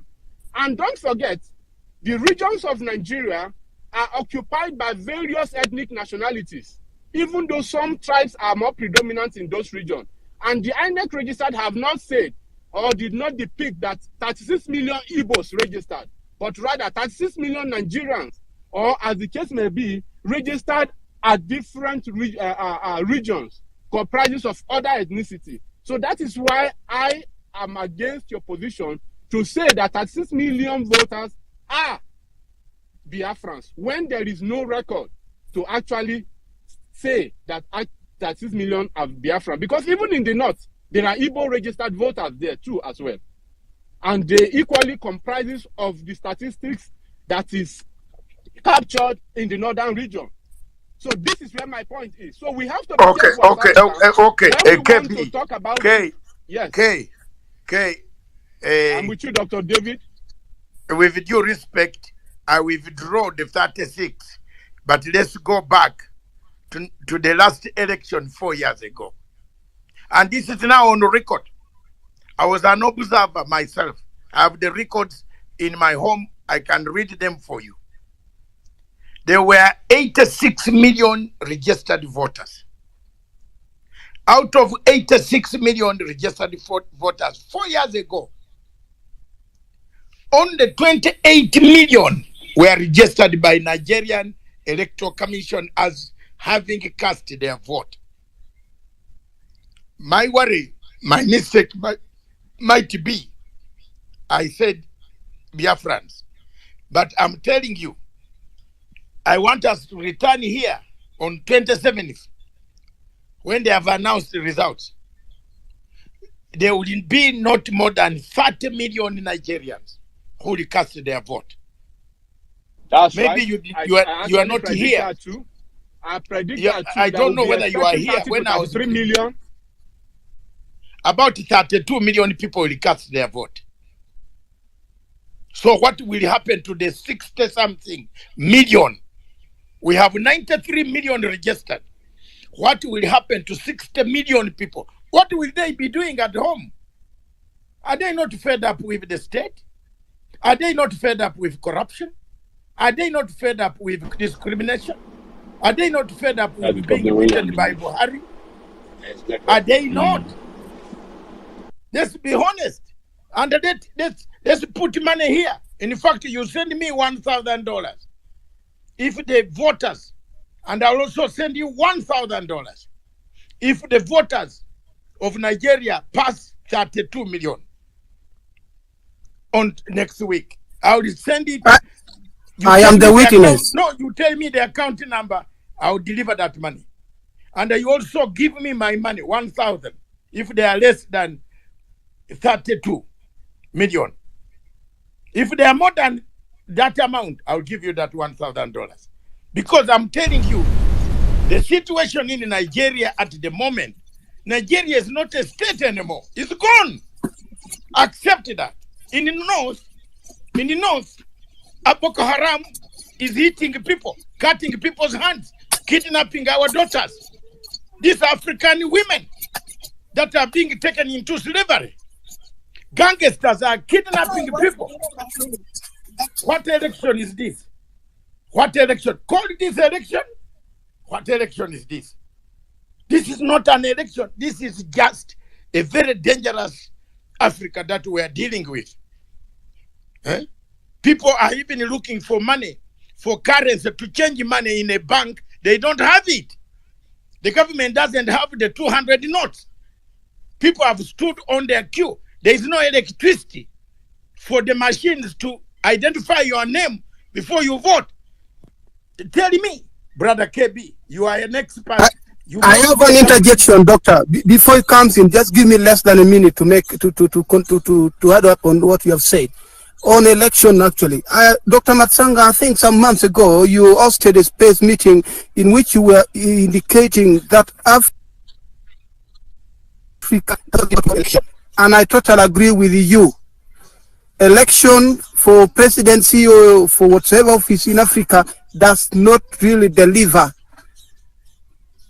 What we require in Africa, in my view, is a government of national unity built around consensus. And I posted this on President Museveni's Twitter the other day, as Norbert Ma was talking about, transition. We need we need consensus where everyone's interest feels represented in a government. Because if, for example, Dr. Mansanga comes to run for presidency in Uganda and he wins election, say, by 90%, what will happen to the 10%? Are they not Ugandans? They should also be represented in the issues, in the running of the country. Because democracy, this election is just about greed. The so-called winner-take-it-all model of democracy is not fit for Africa, and it will not save us. It is going to breed more chaos and conflict one after the other. Look at what happened in Kenya several times. Not only in Kenya. Why are other people annoyed and bitter? Because they know they have missed the opportunity to hit. Why are the other parties rejoicing? They know it is their turn to eat, while the other ones keep waiting and waiting. In fact, let us give pressure on our governments to make sure that we have governments based on consensus, so that everyone is represented, and then we shall have peace in the continent of Africa, and then we shall be able to talk about the unity of Africa as a world. Thank you very much. Thank you very much. Speakers, now I request you that the debate is getting charged now, because we have reached the real problem of Africa. The problem of Africa is Buhari fixing people and pinning people and killing people and slaughtering people. That is the Africa we want to talk about. You cannot be beating people every day, every morning. Yeah? Buhari has got a behavior of kidnapping people. Buhari kidnapped Umar Diko and put Umar Diko in a coffin when he was the military commander, a military leader of Nigeria. He has now kidnapped a younger man. He is killing him in prison. Now, you look, there is no need of Africa coming here to laugh that we are Africans. We are working, you will find that us with suits, wearing suits, running around. No, let's talk about this. Why are our people being slaughtered? And then you tell me there's an election in Nigeria. Which election in Nigeria? 93 million people. 30 million. If they reach there, it will be God's miracle. Now, what about the rest 60 million? It means they don't like the state. Why don't we go back like a Chinese? Ladies and gentlemen, the debate becomes hotter. It has shifted from African Union. Now we are coming for particular countries. If your country has got a leader like a this man, Paul Robia, be careful. We are coming. So thank you very much. Miriam, I think you are hidden somewhere there. It is becoming hot. Let me bring in Mr. Charles Mutama from Zimbabwe, the president of Zimbabwe Patriotic Party, who can give us more details. The other people, I can see about 10 people who want to speak. But when you come to speak, make your point and go away. We have only limited hours. We have only up to 2 o'clock for our satellite to go off. Thank you very much. Charles, make your contribution. Oh, thank you, Dr. Matsanga, and thank you, my fellow panelists and African brothers and sisters in the space. The issue of the African Union, whether it is serving our interest or not, or is it working? The answer lies in its ability to solve African problems. And as we are aware, we have a number of problems that are either internal or external, caused by our own internal divisions or caused by external forces. Has the African Union been able to solve those problems? If not, why has it failed? And also, is it demonstrating independence, or it is showing that it is dependent on, or it is depending on other external forces for its sustenance? Now, as a Zimbabwean, my submission is around the issue of us in our individual countries building national cohesion, just like our previous speaker has mentioned. National cohesion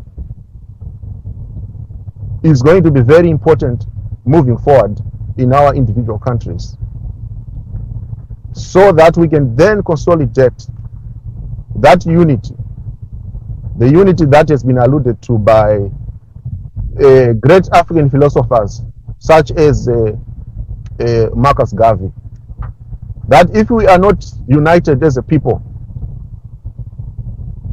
we are going to perish. So the most important thing is to be united at a national level first, and then that spreads out to the regions, to SADC, Southern African Development Community, for example, to ECOWAS, to the East African Community, until it coalesces into the African Union.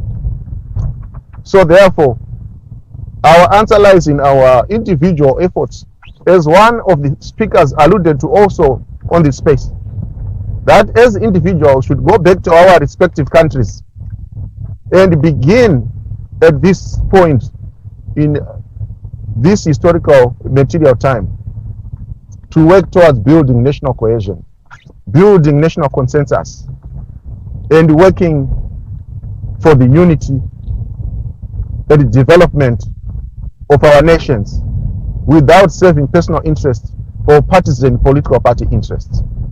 I rest my case. I yield the mic, Dr. Matsanga. Thank you. Thank you very much.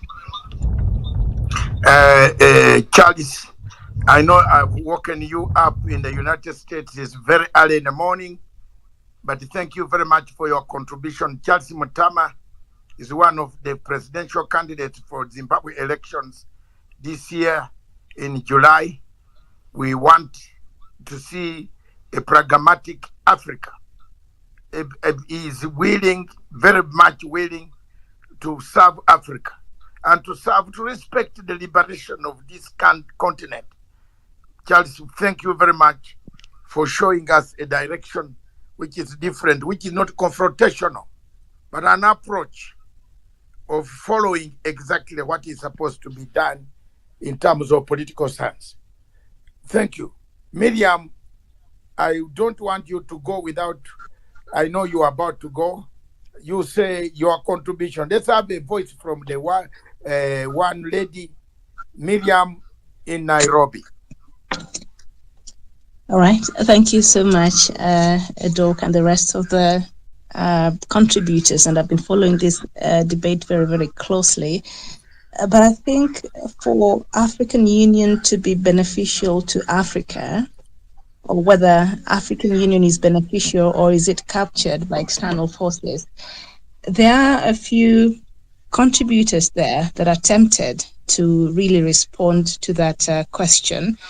And one of it has to do with the issue of funding. We can't be talking about independence in African Union, and yet we can't fund it. 75% of African Union funding comes from EU and other countries. And so if that is the case, so obviously we have to dance to the one who pays the piper. We don't have rights in that African Union as much as we want to sit here and purport that African Union, is an African institution. It's supposed to be like that. But the fact that we can't fund this very important institution in this continent, then we have given away our rights, and we have no right to sit here and complain on how African Union is not doing what it's supposed to be doing. Can we start? Someone whose mic is on, could you please mute? Thank you. So if we can first fund the AU, then this will be the first step for us to be liberated and for us to truly have an institution that actually advances our own interest in this continent. Look at like EU. It is funded by the countries in the European Union. And so EU strongly advocates for the interests of its members. But that is not the case here. So until we are able to really fund African Union, then the issue of whether it's working for us or not should not even suffice, because it can't, for the mere fact that we can't even afford to fund it.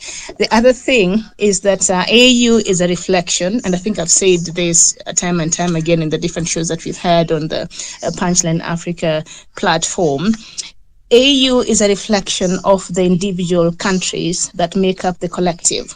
So look at how we operate in our individual countries. Look at how much corruption, poor governance, bad leadership, and all these things that are permeated in our different countries. And to some large extent, we have become accepting of this behavior. So these are the same behaviors that make the sum total of African Union. So African Union is a reflection of who we are, the leadership that we have elected in these positions. Others have decided to elect themselves or to get into power in means that are not acceptable. And that is a reflection of the different countries. So we can't change the African Union unless we change our countries, unless we change how we operate within the specific countries that make up the African Union. You can't start criticizing the fruit from the tree and wonder or expect to have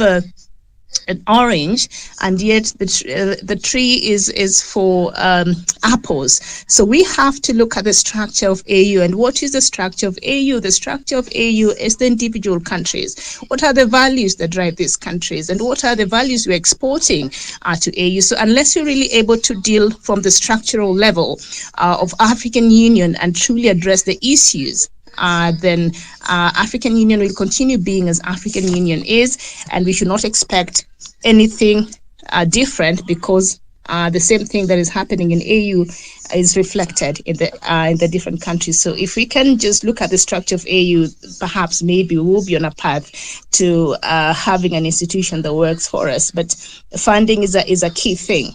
Otherwise, there's no liberation there. We will continue suffering, and African Union will continue operating on behalf of the funders, and we'll sit there like our leaders right now are in Addis Ababa, What do you think is going to happen there? There's nothing there that they're going to discuss that will have an impact or even will bring change to this continent, because it is other people's agenda. It is other people's foreign policy that they're sitting there discussing and advancing. And that is the unfortunate truth that we have to deal with over here in the continent. Thank you so much. Thank you very much, Miriam. Thank you very much for the contribution. Without an economic backbone, we shall remain beggars. We shall go to the same European countries. So you agree entirely that we are captured. Miriam, we are captured. You are right. We are, because we don't have our own money. We have been captured. Mr. Magabe, you have been on the platform for a long time. I've seen your hand. And then Goodman, my friend Goodman, or Godman, do you call it Goodman or Godman? Whatever. My good friend from Biafra. Goodman. Magabe. Thank you, Doctor. Apparently, you can pronounce it easily. Makeba is a clan name. Yeah, of Zulu. Yeah, Makeba. Oh, you are is a from clan Natal. name. Are you from Natal? Exactly. You got it right. Yes, I like the Good Zulu. topic. Yeah. I like the Zulu so much. You know, we relate to all Africans as Zulus. And it's just these times, of our lives where you find there's this thing of xenophobic, But I don't want to dwell on that here. I must first greet everybody on the platform, the leadership, including you. The lady that just spoke now, was Miriam or is good to Miriam, yes, Miriam. Miriam, yeah. She spoke very well. Yeah. And I think the other gentleman there from Zimbabwe, I think was it? I listened to him. He made some point, and at some point that a lady made of having to improve within our countries first. You have to identify the problems and solve the problems so that we can come up with a leadership or an agenda that will coordinate with what we want as African countries. That supported my point of, AU had a purpose from the start when Gaddafi, the founder, played a role to make sure that it does exist. And I still remember that it was established in Durban on the 9th of July 2002. Now my question is, or maybe a question that we should be asking, if there was an agenda that all 55 countries in Africa understood, to have this AU, what was it? What was the agenda? What was Muammar Gaddafi? May he so rest in peace, by the way. What was a purpose to have this? Because so far, it looks like even the leadership that we bring in, they just go in there as a career politics. There's no criteria of choosing a leadership that's got a backbone like Gaddafi himself. Then, man, if I may just highlight two things that he was hungry for, that he was wishing for Africa to achieve, was economically. Economically, he mentioned the currency, and he was backing, and he managed apparently to stand out there and say, I have this so much to make sure this happens. There's no other country that actually said, I also have this so much. But yet there are states that backed him. That's why we have AU today. As we say, we have 55 states, in this block of AU. Mariam made a point when she says, if we go borrow money from the very same external forces, we are captured for sure. Apparently, who's taking our minerals? It's them. Our problems are beneficiary to them rather than us. We are forced to make loans if we want to push up our agenda. Remember, when we push an agenda, it's not like we as Africa, but we push these agendas individually. We haven't played a role to cut off these problems, to deal with this borrowing, to establish our own bank where we know that this is how we deal with our currency and our problems. We don't even have a university, where we can say, well, it's safer there to have such academy where we have students that will deal with commerce. You can mention a lot, with technology and all that for Africa, and I think that was an agenda in that time, and you don't hear anybody talking about it now because of the kind of leadership we have. I don't know whether they're afraid to die because when Gaddafi put everything in place, it became a target. Because the external force will never allow an African country to develop, because it will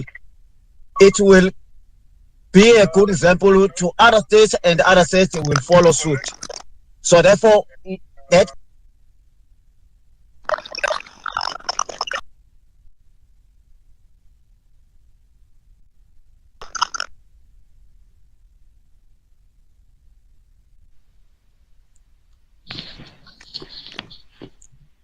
It's like the host is having a problem with his mic. Yeah, we seem to have lost the speaker who was there. Doc, can you hear me? He's having a problem. Okay, so maybe I'll have Mr. Spence. I see your hand is up. You can go ahead and give us your contribution, please. It's like he's back. Okay. Doc, can you hear me? So, can you hear me? All right, okay. Go ahead. Let me start. Go ahead, Miriam, I can't hear you.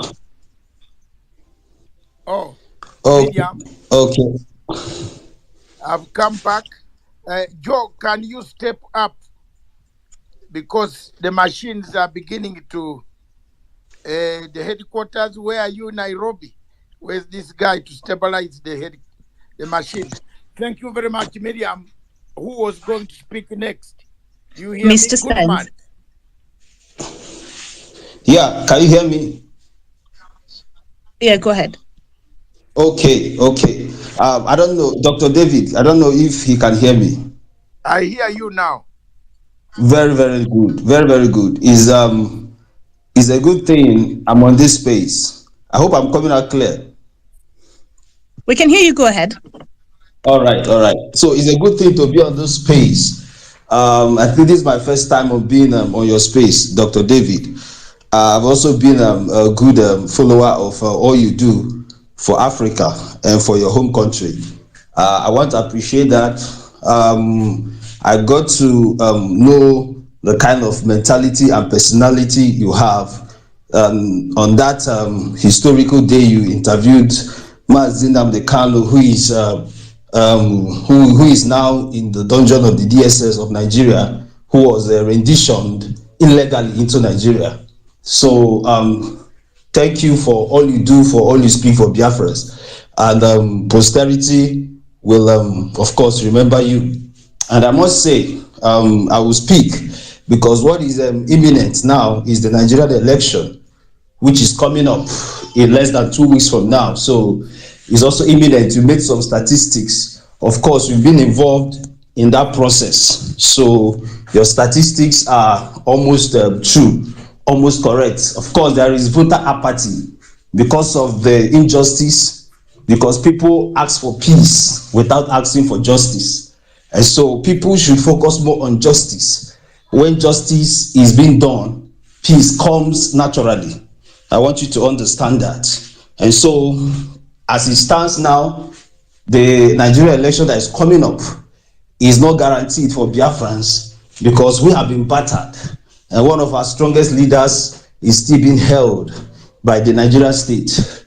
And so it will do them a good thing to have him released because he has not committed any crime known to law. And so that is one on one part. Therefore, the African Union have always had the opinion that we need to decolonize every African nation that still has external forces influence, the Western forces and what have you.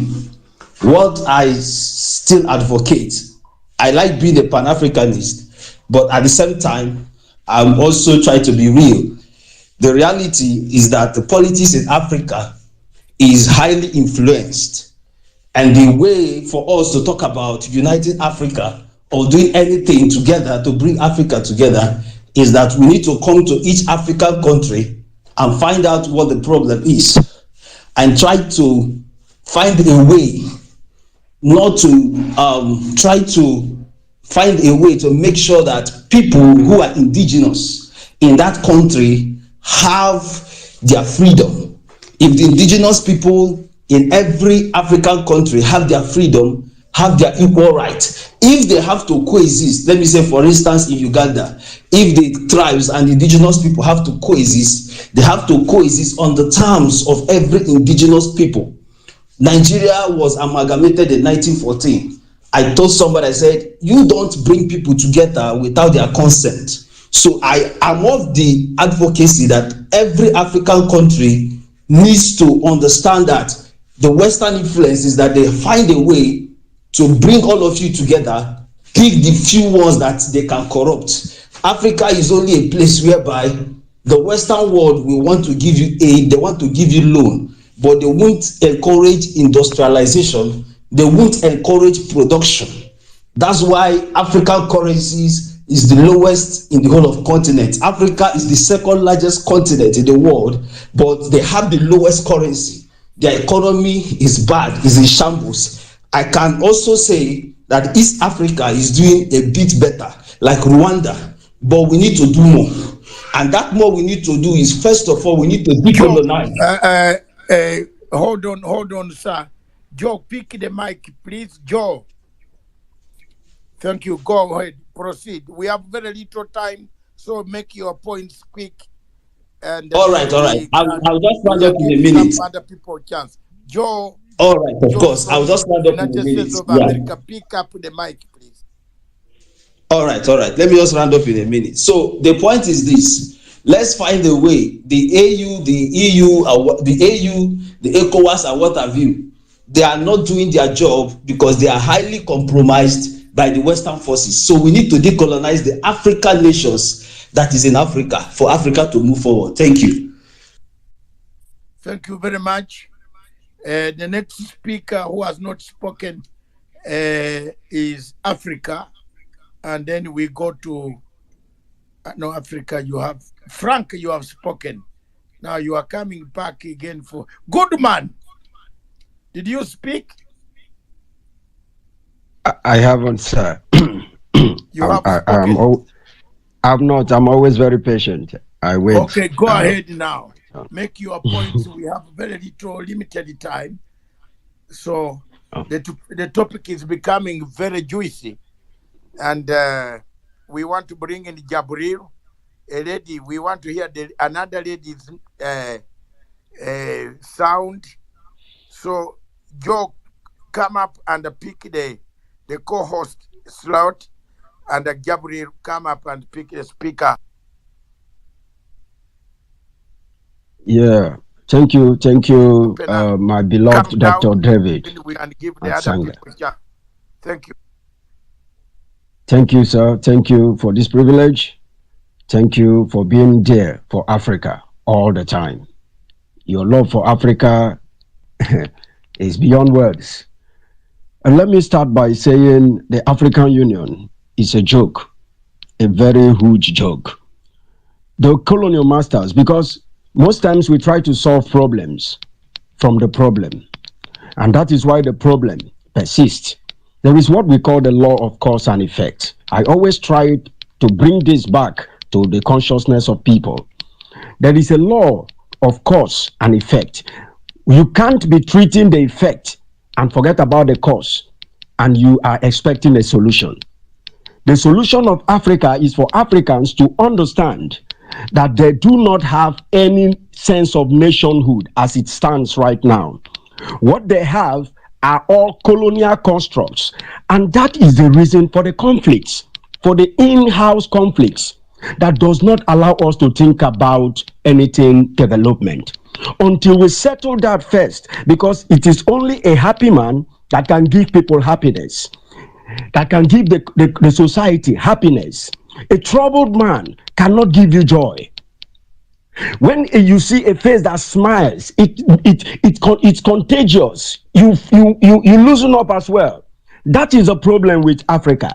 Individually, in our African nations, I have held a space, and I have to allow all Africans to participate. And what I observed from this participation was that each of them are coming with similar problem. There is no sense of nationhood. There is war, and in wars, until we deal with it, until we begin to deal with that, let the various nations that needs to be free be allowed a sense of referendum. Let them have justice, and peace will come naturally. You can't be treating me harshly and you expect me to be happy with you. You can't be killing my child and you expect me to keep quiet. It has never been done. Only a tree that will be told you will be exterminated, and the tree will keep standing. I hope we understand these basics. So a human being cannot be threatened and you see him still standing. He would react in order to protect himself from extinction or extermination. So that is the problem of Africa. We need to support individual nations that wants to get their freedom to be free. And then the neighbors can also enjoy peace. And that is how it will extend to the whole of Africa. And that is only when we can start talking about a union that is actually a union. What we have now is a joke. Thank you very much. I like this. That is very candid, straight. I hope Tapiwa, you will also be the same and talk nicely. Like this gentleman, very straight. That's what I like Biafra. Good afternoon, wherever you are across. It is just good morning right now in London, where I am. Thank you very much, good man. Where is Jabril? Let's get the new voice of the lady. Jabril, please.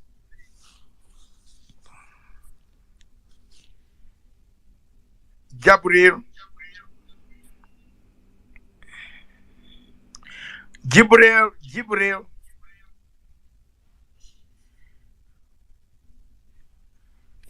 Madam Jibril, are you there? Okay. Let's get Mr. Biafra. And then Joe, you are not picking the microphone. What's going on?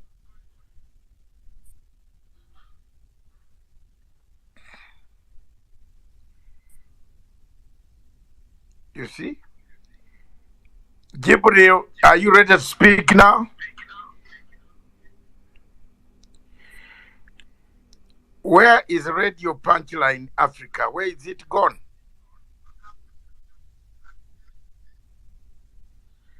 This radio disappeared. What happened to it?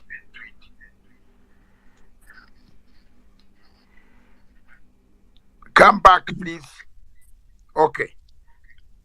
Biafra, you have the mic now. Thank you very much, Dr. David. I am really honored to be on this space this morning. Greetings, everybody. The topic is Africa Union beneficial to Africa or captured by external forces? Well, in my candid opinion, let me state these two facts before I continue. I have observed that in Africa, I'm going to use that country they call Nigeria, that used to be my country. I'm going to use Nigeria as a reference point right now. There is no way anybody can qualify to become a political elite in Nigeria and Africa by extension. For you to qualify to become a political elite in Nigeria and in Africa by extension, you must possess two qualities. Number one, that person must be as dumb as hell. There's no way you can become a political elite in Nigeria or in Africa by extension if you are a smart person. Number one, that person must be dumb. And secondly, that person must be a thief. That person must be a kleptomaniac. That person must have no honor. Well, let me use being a thief as the bottom line. That person must be dumb, and secondly, must be a thief. Now, when you come to a continent that is being ruled by dumb people and thieves, there is no way you can expect me that somebody in, let me take Ghana, for instance, okay? There is no way you'd be telling me that somebody in Ghana, in a huge political office, can stand up to challenge somebody in Nigeria in the capacity of the president when he is doing evil things in their country, when the Nigerian president already knows that even his colleague, his counterpart in Ghana, I said Ghana for instance, okay, his counterpart in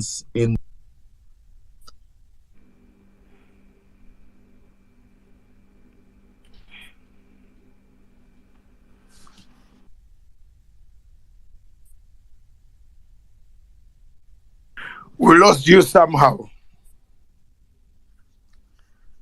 Miriam?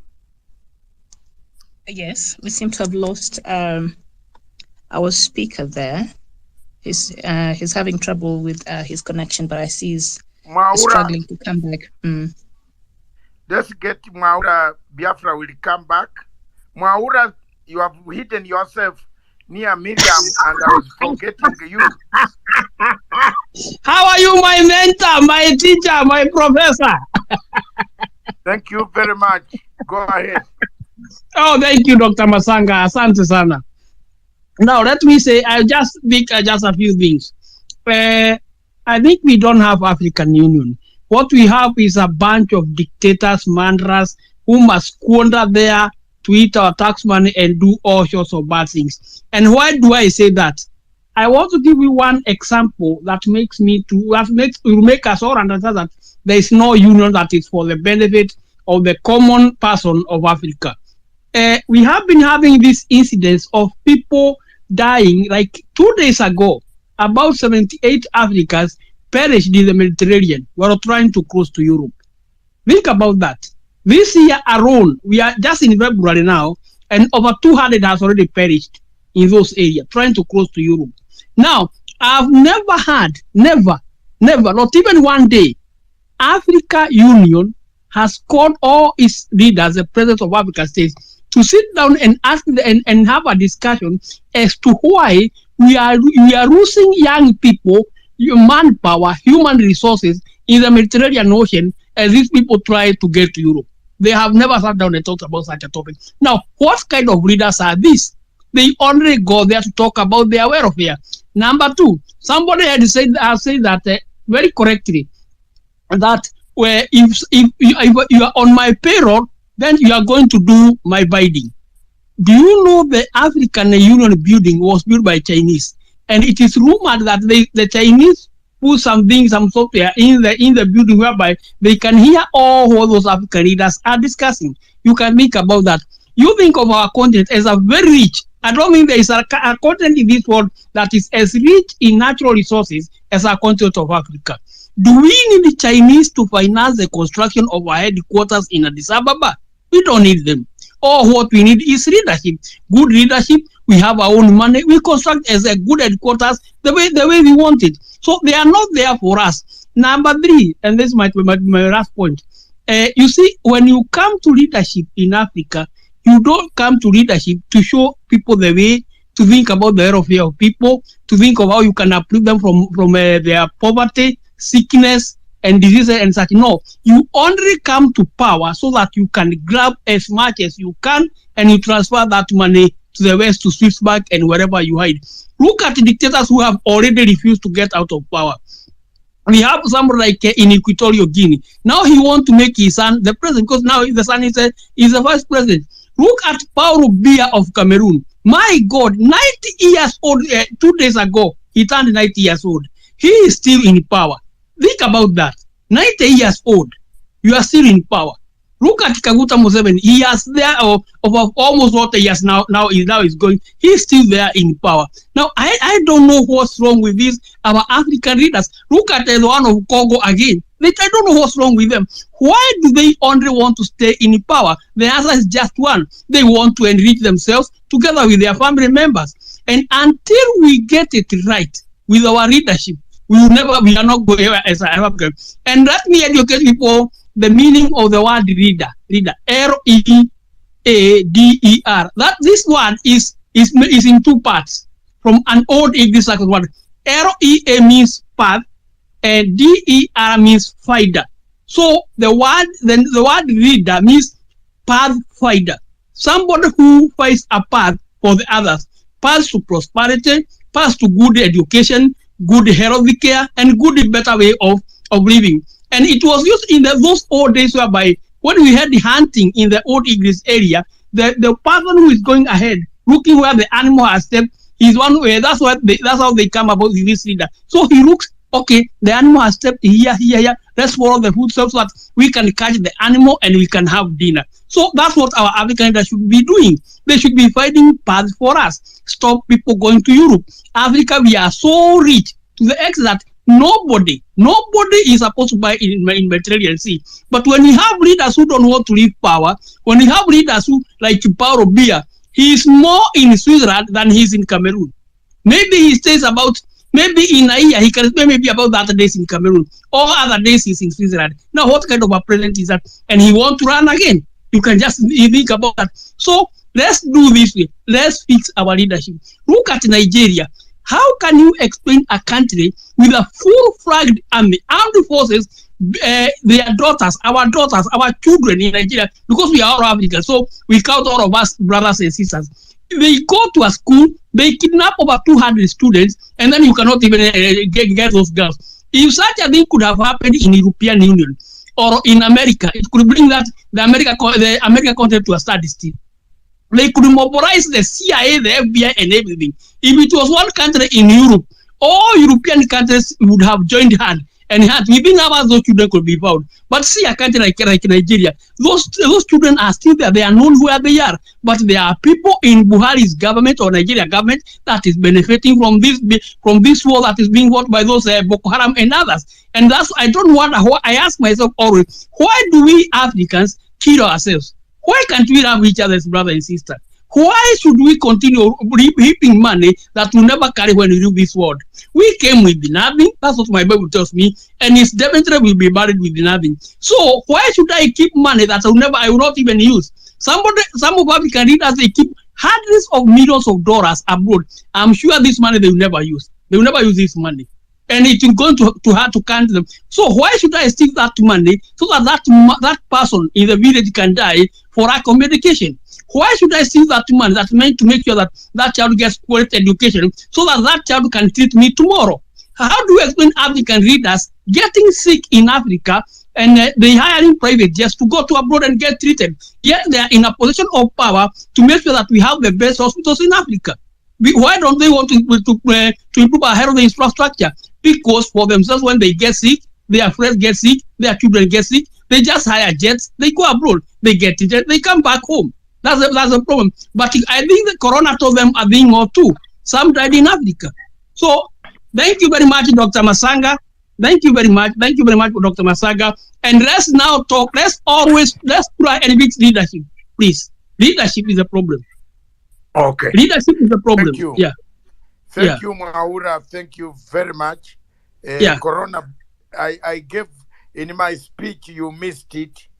I gave some credit for the way African Union handled COVID-19 was excellent. The medicines were distributed without major corruption scandal but the rest of the other things, that gentleman, Dr. Muhammad Faki from Chad, he has let us down, especially to the people of Sahara region, especially when his president died, was killed by the people he knows. He has never condemned it. They are in there. They are rebels. They are negotiating with these guys who came and killed a man. They just killed the president of Africa in cold blood, you know? No. That's not the Africa I want. This is not the Africa I want. So thank you very much. I can see my friend, the editor of Southern Times in here. Welcome to the show. Mr. Biafra Loud, you have come back. Now, I want to request, we have very few minutes. Actually, our time is running out. Some other people are going for work. Now, when I choose you, take 1 minute to make your points. Answer the question, is African Union beneficial to Africa or captured by external forces? Then make your point and say why you think so. Joe, you speak now. Africa, you speak again.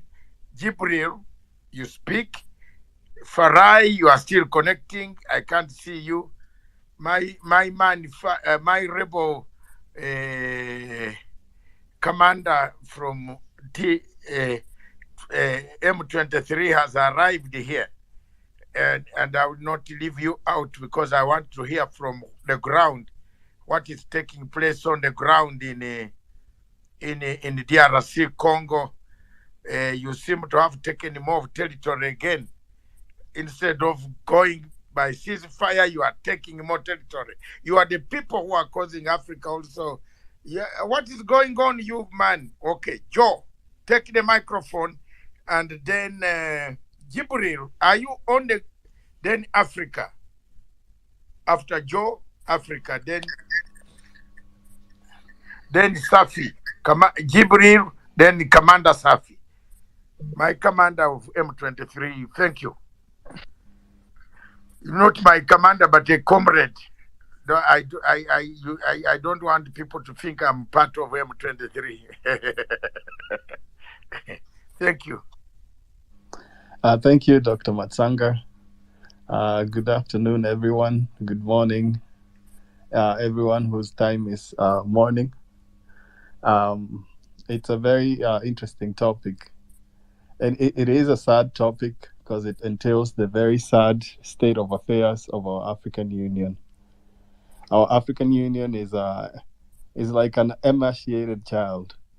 A child that has not grown to the strength and to the height and to the age that it's supposed to be. It's just a child that is under or undeveloped. But it could be better. We can work on it and improve on it to make it a union that serves everyone, but not just the colonial masters that it is serving right now. As we speak, the African Union is a club of the elite and the politicians. It does not serve the common man. It does not serve the common people. It has lost its will. It has lost its force. And it has lost its power. Why am I making such a statement about our African Union? It's because it has failed to accomplish a lot of things for the African people. Most of the goals the African Union was set up to meet, it hasn't really met them. It has done a great job at ignoring those goals. There are so many policy decisions that the African Union has passed. They were passed. They are known in theory. They are documented, but they've been shelved. So it has failed to implement many policy decisions that could lift many Africans from the throes of poverty and from the throes of a hard life. The African Union has failed to hold its leaders accountable. Africa is full of leaders who are known for corruption. Africa is known all over for tyrants. Africa is known for harboring genocidal maniacs who slaughter their people left, right, and center. In fact, most of them they compete with each other on who has killed more people of their own and got away with it. In fact, we let them get on a plane and go and enjoy their retirement elsewhere rather than prosecute them out here in the continent. Africa has failed, or the African Union has failed to improve the intra-regional trade. Right now, we are trading at less than 17% within the continent of Africa, and the African Union is not doing anything to improve that. We may be working on improving the infrastructural issues, but there are other things that the African Union could be doing, like opening the borders to make sure that the African people move freely than the African goods. There's a failure, or they have failed, instead of the African Union being at the forefront fighting for better trade. They're always out there begging for money on behalf of Africa. And it's about time they really stopped begging for money and they started advocating for fair trade between the African continent and the rest of the world. We need a balance of trade between Africa and Europe, between Africa and the United States, and between Africa and China. We need them to buy our goods, and we need them to buy our finished goods too, and not dump their goods here in Africa. The African Union has failed to silence the guns of war. There are so many countries, about 17 countries out of the 54 countries, they are experiencing some type of conflict within the continent of Africa. The African Union hasn't done much to quell these drums of war, and it's about time that they stepped up and silenced the guns of war in the continent. The African Union has failed in connecting its activities and programs with the youth of Africa, or with the many ordinary Africans. Most of those programs are only designed for as a reward for the political elite, like the the kids of the politicians, like the Odingas and the Kalonzos, and you name them. Those programs are as a reward for the political elite and their kids. The African Union has failed to provide common goods or services valued by the youth, like increasing internet accessibility for all the youth of Africa, employment for all the youth of Africa, and education. It should be at the forefront in providing this, but it has taken a backseat at solving the issues affecting the youth of Africa. Dr. Matsanga, we could go for all day discussing what the African Union has failed, and you only gave me 2 minutes. Yeah, that's why I want to come in, so that you step aside. Okay. You have actually brought your points very clearly, and there are people going for some other work. Thank you very much. I have 3 more points to go, and then I can call it. I wanted you to be a co-host. Okay. Because I wanted you to relieve one of the co-hosts. I've sent you the co-host, but you are not picking it. It now is not showing up on my end. Yeah, you can now take it. All right. You accept and then come in. Now, ladies and gentlemen, we have done some good 3 hours, almost 4 hours of 3 hours of sitting here. I started with an open lecture. I just now wanted questions people who are coming in should ask questions if there is anything that they want to fill. They want me to fill in. Those who want to talk, I can see the number has increased now again. I will bring in Jibril. Are you still here? Jibril, you seem to have occupied space, but you don't want to talk, my good lady, Jibril, from either Somalia or Mogadishu. Sorry, from Mogadishu, so they're the same. From Mogadishu or Eritrea or Ethiopia. You want to speak? No. Okay. The Africa speaker, let me hear your views. Then Safi, commander. And then I will now request those who are on the platform, those who have spoken, to come down. Then I bring in the new speakers. Africa patriots, let me hear your Africa nationalists. Let me hear your voice. All right, thank you very much. I'm a Nigerian patriot, okay, to be specific.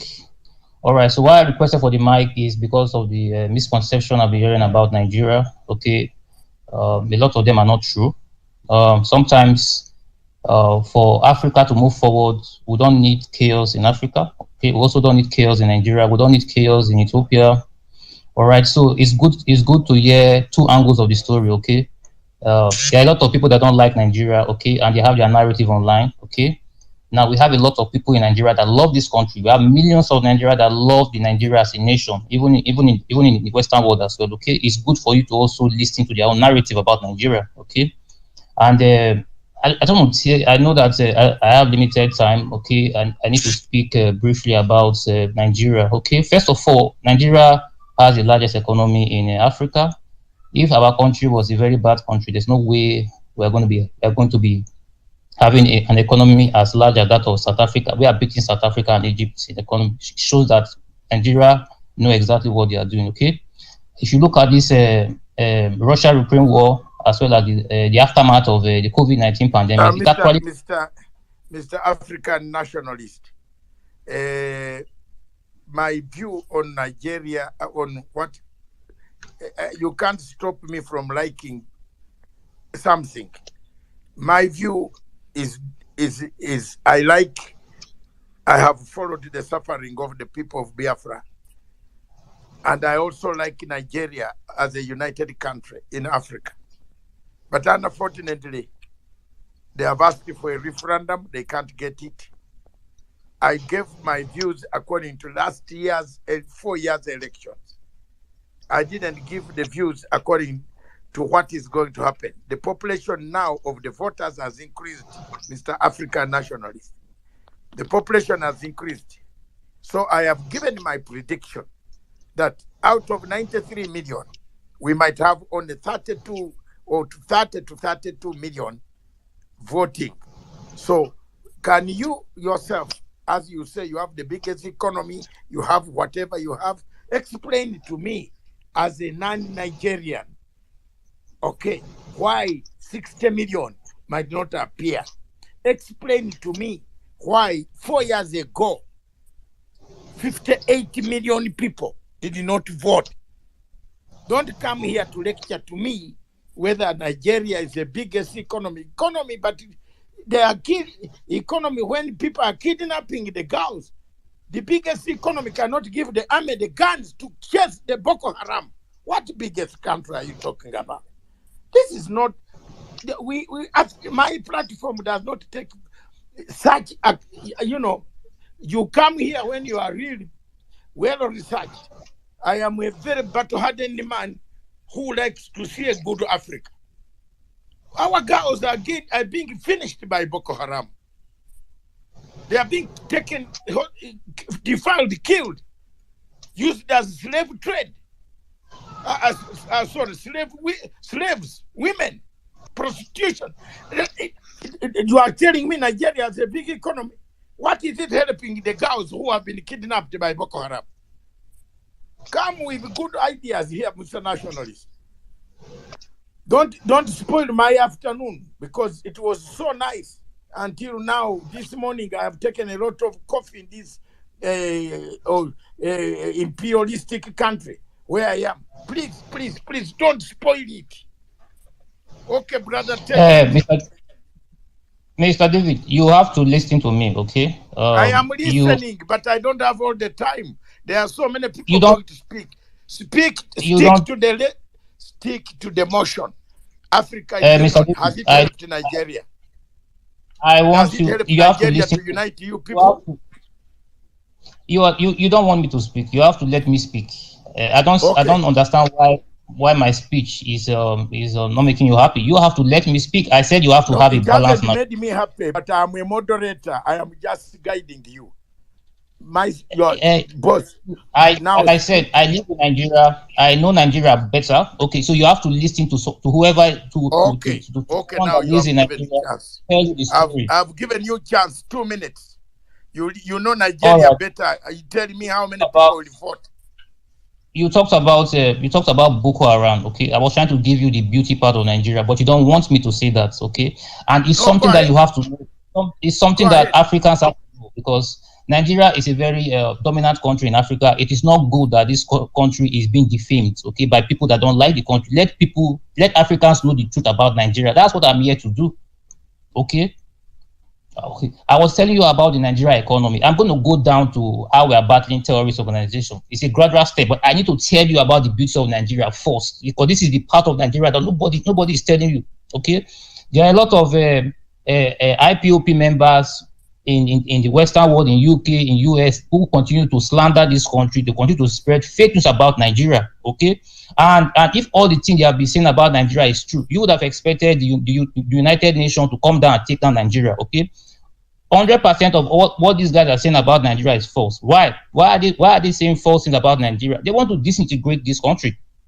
Okay, right now I'm telling you let me tell you what's going on in the southeast Nigeria. Okay, that's the Igbo tribe the IPOP guys are clamoring for freedom. Okay, the people of Nigeria, the Igbo people, they don't want to leave Nigeria. Okay, at this point in time, they are being forced. Okay, they are being forced by terrorist militants.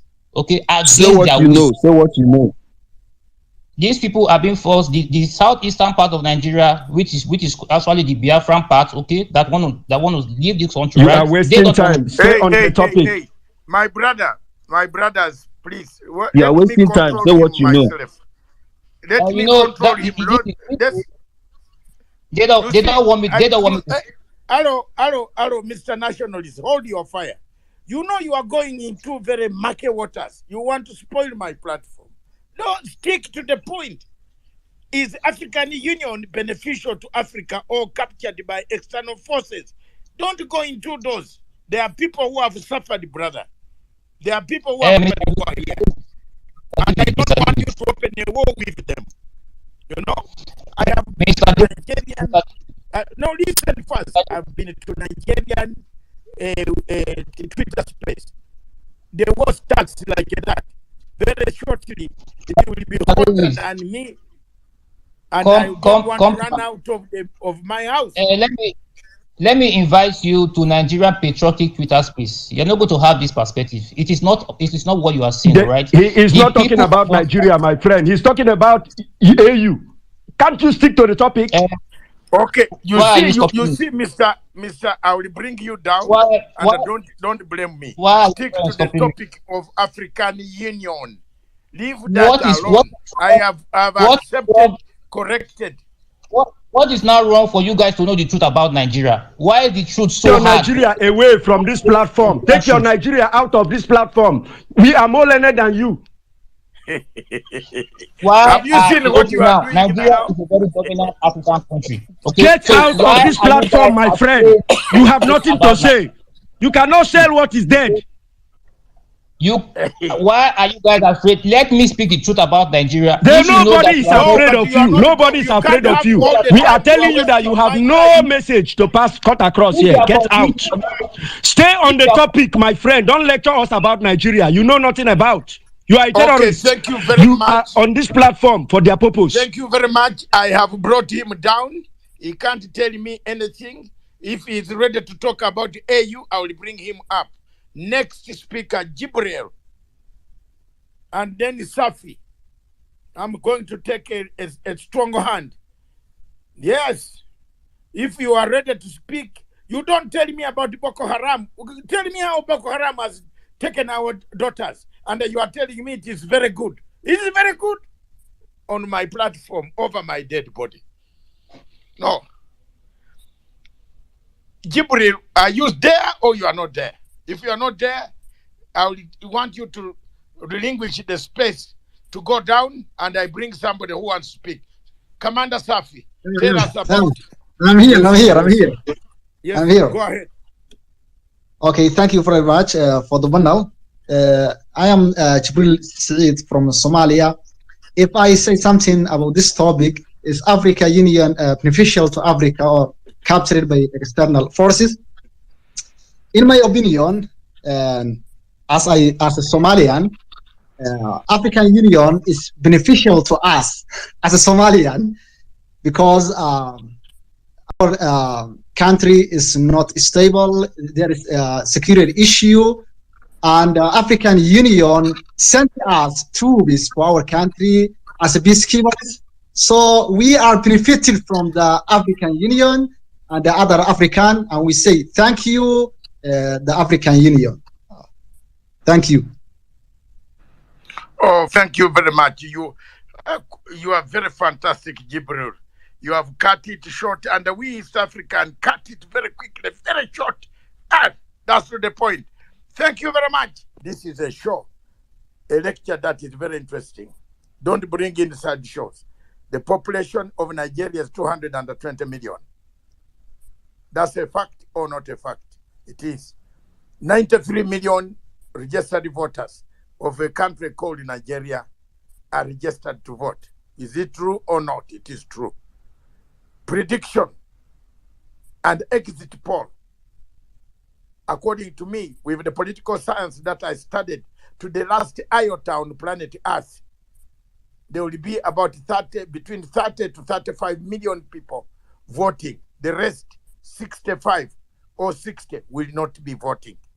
Is it true or not? If there is a Nigerian who is a magician who will bring 90 million people to vote or 80 million to vote, put up your hand and talk. You have seen Angel Gabriel. That is the point. Because why? We shall talk about the reasons next week on Monday. I'm bringing a hot topic on Nigeria. And Mr. Africa, unfortunate, you are saying I'm a very bad man. Okay, but I will bring you back. And when I bring you back, you stick to the point of the question I asked. I don't discriminate in African. But those are facts about Nigeria. Not everybody will vote. And you will see it by 27th next week. Next week on Monday. The other Monday there, down there, there will be a population, the figures will be outside everywhere for the world to see. So thank you very much. Mr. Safi, can you take the mic? And Joe, I'm calling you to take the mic. I'm told it has reached the limit. So my person is still there. That is okay. You hold on the fire until she tells me she's ready to go. Safi, Commander. Thank you so much. I would like to thank everybody for your input.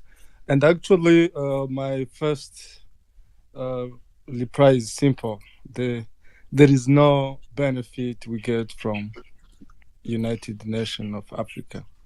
So actually, as you can see, African Union has never did anything to protect Africans. We have presidents who have been arrested in Iraq. So why African Union didn't protect them? So it means African Union, I have never found any response for African country, ever. We saw how Gaddafi died. How come African Union never find a solution for Libya? Why? How come Western countries can come do surveillance in our election while we have African Union? Now in DRC, There is U.S. embassy there. They are doing surveillance for the election. China made the machine which will do the election. Why? Why African Union didn't send some expert? Even if they can send some expert, they will be under control of Western powers. What's that? And actually, when there is Pan-Africanists who are come up with this, the weakness of African Union, they never take them serious, because African Union is like a baby. Like sometimes you raise a baby, and when you see a baby is trying to be mature, you just give them something like, okay, let me give you 5,000 USD, and then see how you will manage it. But you will control. When he's going to withdraw that money, you'll be like, okay, let me see how he's going to use it, or how my daughter or my son is going to manage that 5,000. I put it just on his or her on her bank account to check if she or he is someone to manage that money. And then when someone or when that kid is trying to do something bad, immediately will stop. As long as that kid is buying something you don't want her to buy or him to buy, you give him 5,000 US just to see how he's going to manage. But he's just buying something you didn't expect. Immediately you're gonna stop. That's how African Union is. If Western power say we don't want Ethiopia to be united, but African Union is going to protect Ethiopians, they are going to find the solution how they can find sustainability of Ethiopia. But because Western countries, they don't want Ethiopia to be united, they will even manipulate some African president to be against African leader, like African president of African Union. Then they will be against each other. That's African we have right now. That's African Union. You can imagine why right now the president of Burkina Faso, that young man, that hero, that Pan-Africanist president we have right now, and the president of Mali, the revolutionist we have right now, they are asking to go back to African Union. They should accept that, because they never kill any president, although they did coup d'etat, but they do it pacifically because they agree with their own citizens. We Africans, we are here to find our own citizens. When they are fighting against France, African Union will fight against them. That's how it is. That's very bad to hear that. Like it will be very bad to see African Union condemning president of Burkina Faso just because he's against France. And that's how it is. Is it because they did something bad to the Burkinabe? No. Is it because Mali, they are doing something bad to people from Mali? No. But because they are against Western power, even African Union will punish them.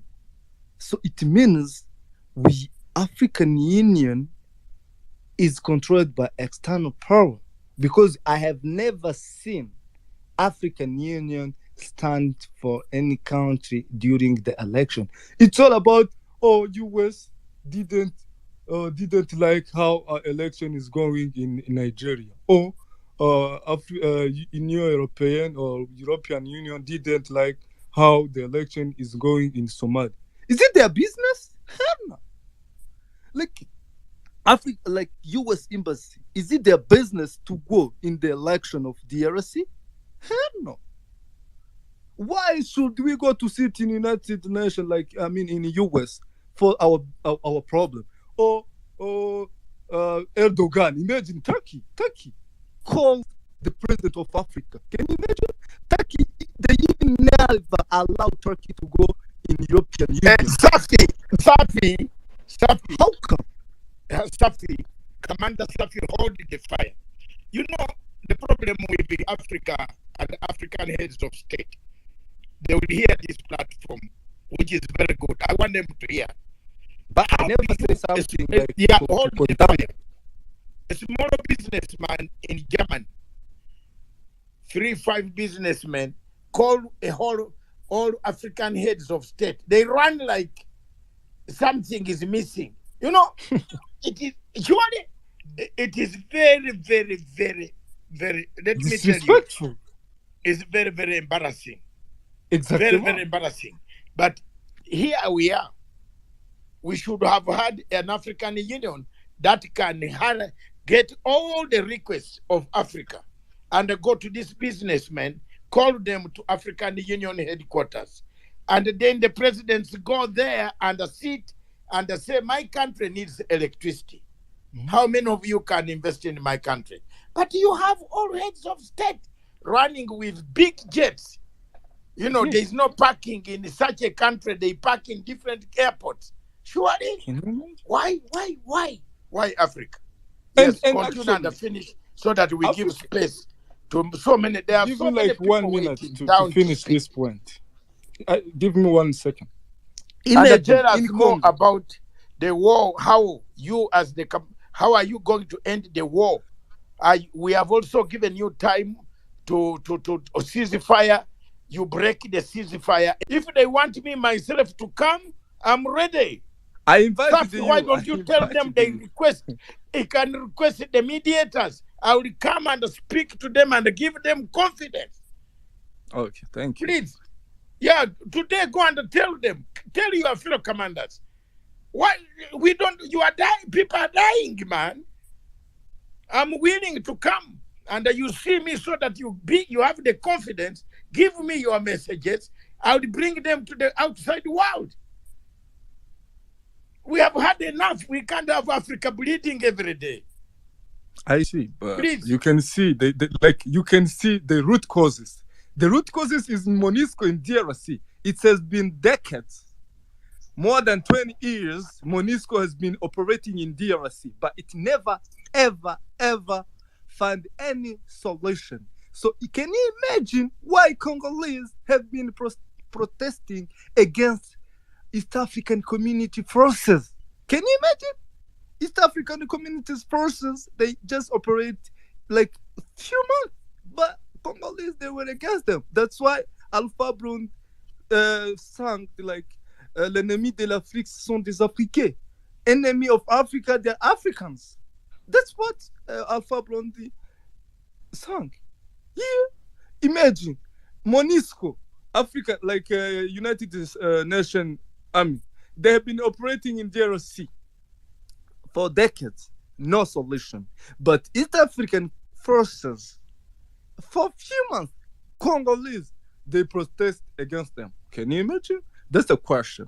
And another manipulation we have as African, someone can be very good leader for Africans, but Western countries will tell you that he's a dictator. What's wrong with someone who's leading country better for 20 years, for 500 years, even if it can happen? Gaddafi, they took him away. They killed him. Where is Libya right now? They come up with the manipulation. Oh, he's a dictator. We have to remove him. But he was leading his people very well. He came up with satellite just to find Africa in digital way. It's him who invested his own money. Why African Union can't fight Western powers to just find industry for our own resources? Why DRC doesn't have like industry for phones, iPad, computer, because they have their minerals which support those industry. We don't have industry in DRC. So why they can't Kisegeti as a president? Why he can't think like that? He has his minerals. Those minerals, they produce computer, they produce cars, they produce everything, but he doesn't have any industry to support people of Congo who have the resources. In Nigeria, they have petrol, they have everything, but when you see the industry there, it's few compared to what they have. Now, you know how hard it is to get a visa of Namibia and Botswana. Do you know, as African, to get a visa for those countries, those two countries. Do you know how hard it is? It's embarrassing for African to get a visa for another African. You get a Schengen visa. You will visit wherever you want in Europe, but you are a citizen of Africa. You can't go to South Africa. So what is important of African Union? What is important? What is union there? Where is union? No, tell me. What is union? If I can't go freely in South Africa, if I can't go freely in Nigeria from Congo, where is union? There is no union. Don't say African Union when we are separated like that. European Union is this, of course, because I will go from Belgium to Netherlands without any visa, even stamp. Sometimes there is no. I will pass freely from, like, if you are someone from Nigeria, you can go to South Africa. They're even killing Nigerian. So there is no, forget about external forces, there is no union at all. Even in that office, they can remove it. They can remove that office completely because we don't have union. Then we can start building the union and then build the office later. Just let's build the new union and then we will have the office to implement what the project of our union. We can't have an office without union. What is the union? Ethiopia, they are struggling to go somewhere.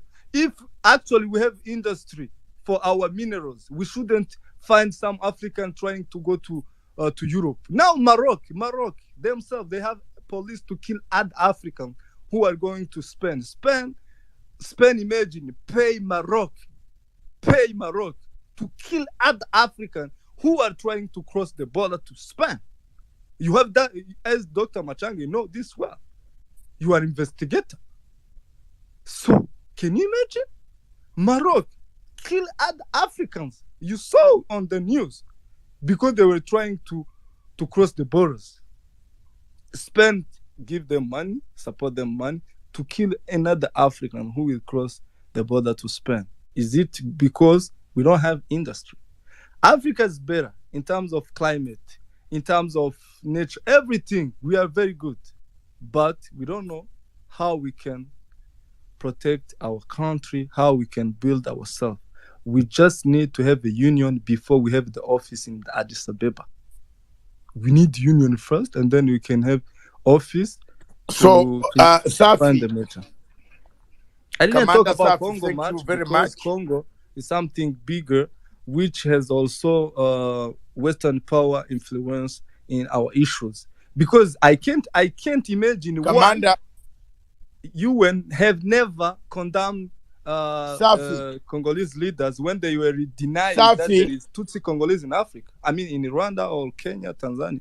Thank you, Dr. Machang. I'm so sorry for taking too much time. Thank you so much. I take my message to your fellow commanders. Please, by God's sake, time has come for you people to think about the people dying in Congo, about the people dying, whether you are from which side or what.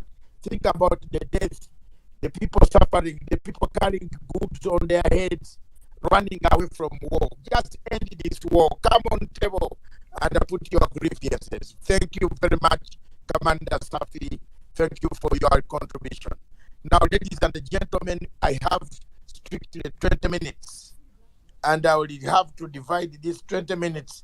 If there is a lady in the platform who wants to speak, I know Noble, you have been trying to speak for a long time. Noble Educare, you have been trying to speak. You have been here for a long time requesting to speak. I will give you that chance. I've selected you. Emeke from Jerusalem. I hope you make quick point, 1 minute. Noble, when you and then Etienne, yeah, my friend Etienne is here again. I give you 1 minute. Then there's a hand coming up. Her name is Mouthpiece. She's a lady. The what? Lady, mouthpiece, mouthpiece. She's raising her hand. A lady, she wants to speak. Okay, okay. Physics. Is it Pam Faith Physics? Mouthpiece, mouthpiece. Mouthpiece. Where's the hand? Raise it again, ma'am. I can't see you. Where are you? Raise your hand. Ah, it is you. Okay. There you are. Come on the platform. We want to hear from a woman. We want to hear from you, then Nobo, then Paul, then Emo, and I close the subject. Yeah, go ahead.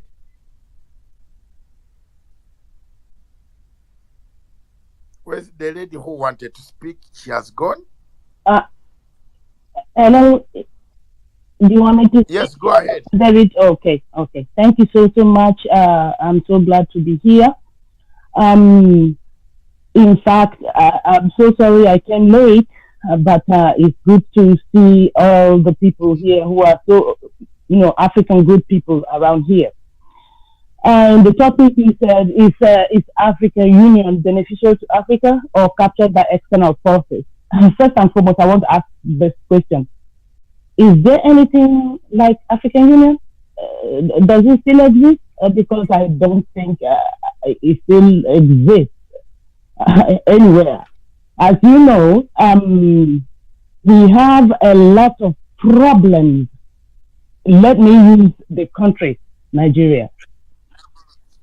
We have loads of problems there, and yet we don't see anything or hear anything, any contributions from African Union. So I don't believe that it still exists, because it seems that the external forces are taking over.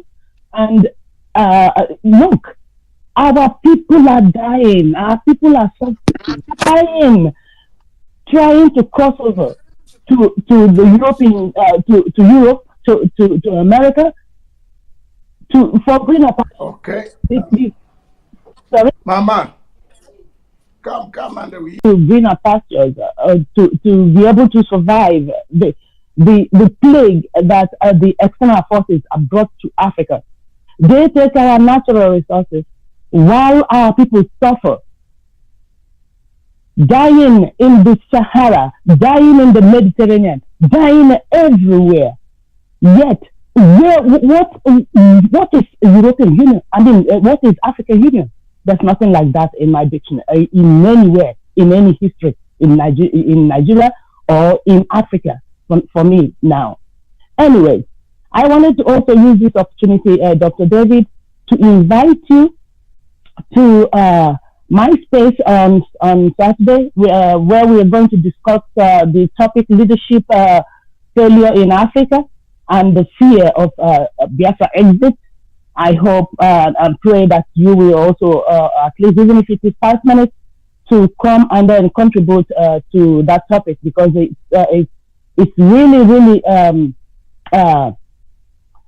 going to be a very powerful topic for everyone to contribute, because you have seen everything that is happening in the contraction called Nigeria, the way we are, Biafrans, we are being killed for wanting to be free, and it's high time we say enough is enough, and all Africa should support Biafra to exit that contraction. I'll just leave it for now, because I am going to work, and I have to just add this. That's why I came in. Thank you so much, Dr. David.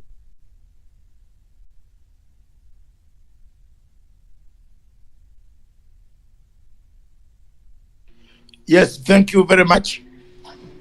Who else is on the panel? I'm here, Nobo, Dr. Masanga. Nobo, can you speak? Hello? Are you hearing me? Go ahead. In that order, Okay, I'm about to close. I'm about to close down. Nobo, Paul, and who else wants to speak? This gentleman who is clapping, do you want to speak? I will bring you up. Dr. David, I salute you. Okay. Hello. Go Thank ahead. you. Yes, thank you, Dr. David, for all the effort you are doing to bring Africa together. You are one of the Pan-Africanists of this generation. The topic says, is Africa Union beneficial to Africa or captured by external forces? The truth is that Africa Union is captured by external forces. I have heard some of our Nigerian brothers ranting about Nigeria, digressing from the topic. But that is a topic of the next day, because I'm happy you know a lot of stories about Nigeria and their manipulative government system. So let's go to the African Union. African Union is a toothless bulldog. They are being used by external forces to impoverish Africa. Me and you can be an witness to the recent call by American president calling 55 African leaders to US, Washington, to have a meeting with him concerning the economy of Africa. And I wonder when African leaders will rise up and invite them in African Union headquarters in Ethiopia or any other part of Africa, so that they will bring tourists into Africa to develop our economy. But they will be going to them, taking all the African resources, going with a team of crooks and criminals, dumping our money, dumping everything in foreign land. They don't reason. In 2018, if I'm not mistaken, Indian leader called African leaders. By then, Robert Mugabe was alive, and they clothed them with Indian uniform. Only Robert Mugabe stood and said, no, I'm not going to change my suit. That was the only leader that refused to take the Indian uniform. Some other nations have called them a meeting, and all of them will leave Africa, taking a different jet, so much exorbitant expenses they're making with their entourage just to sell our minerals for nothing. Just for nothing.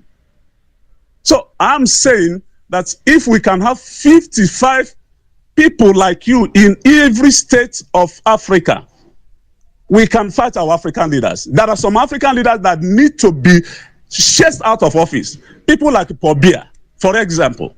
We have many of them like that. Paul Biya does not reason by himself. He was just surrounded by cabals who were ruining Cameroon economy, who sold Cameroon to France. We have the likes of Buhari. If I may come back to Nigeria, talking about the Nigerian issue, Mazi Nnamdi Kanu said Buhari died. And the African Union have stood up for 1 minute silence in honor of that late Buhari. And all of a sudden, the story changed. And even when Mazi Nnamdi Kanu was being prosecuted for whatever they may call it, they never mentioned it as one of the charges that he was forced. And he said to them, let the DNA test of Buhari carried out. If the man in Aso Rock is Buhari, he will drop the agitation. But they never did it. So I don't want to go to the Nigeria issue, because Nigeria is a fraud. Every leader in Nigeria is a criminal. They're all frauds. So in that case, we need to organize men who will stood up to say African leaders should sit up. African leaders should be able to understand that our boys are dying in the desert because they are going to Europe to get better life, to get greener pasture. We have thousands of millions of graduates in Africa, but they have no job. What is amazing is that the Western world, we come and take our mineral resources, raw mineral resources. They have no company to develop those things here or to refine it within Africa so that our people can be employed. They take it to their country, they refine it in their country, they bring the end product to us to use it. But the mineral resources is from our place. We don't have African Union. They are just a jamboree. If we have African Union, why should the African Union watch people like Ethiopia and the Tigray? They are killing themselves without intervention. If you have African Union that is existing, why should they leave Sahel and Morocco to be fighting every day? If you have African Union, why should they leave Amazonia and Cameroon fighting every day? If we have African Union, who knows the laws of African Union, why should they have Biafra and Nigeria fighting every day? They are all useless and jamboree leaders. I'm sorry to say this, but I'm saying it the way I feel, and I believe it is true. So Africa should understand the language of the West. If you are a scientist and you have a discovery as an African, the Western world will silence it. Why can't Africa stand like China and develop their own things inside their own place? Why can't we stand like, you look at Dubai, in United Arab Emirates, that become the jealous of the Africa, and Africans are going to that country to invest and dump all the stolen money and resources from Africa. Why can't they develop their own place like that? So let me, because I've been hearing a lot of people talking, let me just cut it here so that in the further discussion, if I'm invited, I'll be happy to say more the way I feel. Dr. David, thank you for this, and I would want to have a personal relationship with you to discuss this matter in different way. I heard you the other time say that you're gonna sue Buhari if he didn't release Mandikano, and when he's going to the United Kingdom for the medical check this month, you will organize a protest against him. I would wish that you give me updates about that so that we will learn how to block them when they go out for medical treatment abroad. We have doctors here. Why are they not being treated? Why are they not going to the hospital they developed in their own countries? Why are they taking all this is outside the country, outside the continent? So thank you so much. Let me give space for other people to talk. Thank you, doctor, and all the participants. Thank you very much. Since he heard that those papers are lodged in the court, he has now changed it and he goes to Saudi Arabia. Okay. Yeah. Yes. But let him try to come there to carry the cross hospital where he comes. He will not go back to Kano. Thank you very much. Thank you so much. Paul, take your quick time. I have the last speaker was there are many requests. I'll get one from Zimbabwe. The last person from Zimbabwe. But for now, Paul, speak now. Don't take a lot of time. I have no time. I need to close. Yeah, Dr. Matanga, thank you for giving me the privilege to talk. And also, let me just make it very brief. The point is very simple. African Union is the cabal to enslave Africa. The first question I have is that who is bankrolling them? That's number one question. Second question is this: who elected those people? Who appointed those people into their office? Okay, if you look at the European Union or the Americans, everything they are doing, their union are there to represent them. Okay, but people say a pregnant woman, they don't cover it. After 3 months, the result will be out there. So why is these people not doing anything? All over the continent, all their unions are busy doing the right thing to defend, to protect, their continent. In Africa, they never, no tangible thing they will do. No, not even, no, you can't even mention one. All of them are just remote control from A to Z. So that's the question supposed to be, how do we remove all those criminals? And that should be the question. What do we do to get them out of that office? Because they are the problem of Africa. No single decision they have ever made, to better Africa. So that's the problem. So we need to get out of that place as soon as possible so that Africa is free and keep the right people there to defend and protect the interests of the African Union. Those people are cabal to enslave us. Let me just leave it here because of my time. Thank you very much. Thank you very much, Paul. That is exactly the type of speeches, the type of speech I want. Jeff from Zimbabwe, what is your, then I come back to Frank, then Joe, then Goodman, then you close down, we call it a day. Next week is the analysis of exit poll of Nigeria's so-called elections. I'll bring a topic, frankly speaking, called gloves off, bare knuckles. Don't go away. Like each other while you are on this platform. Always tag each other. Don't, so that you don't miss any. Just follow me and follow my space so that you don't miss any one single talk of mine. Mine is Pan-Africanism, fire only. Next week, bare knuckles. Nigeria's election is a sham. It will not produce any good results. It could bring us to more chaos.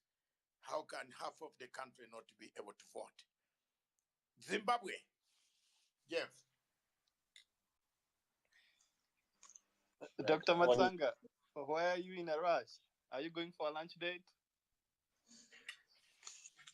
I'm boarding a plane to a certain capital in Africa, so I would like to run, but I have given ample time. These 3 hours, I'm an old man now.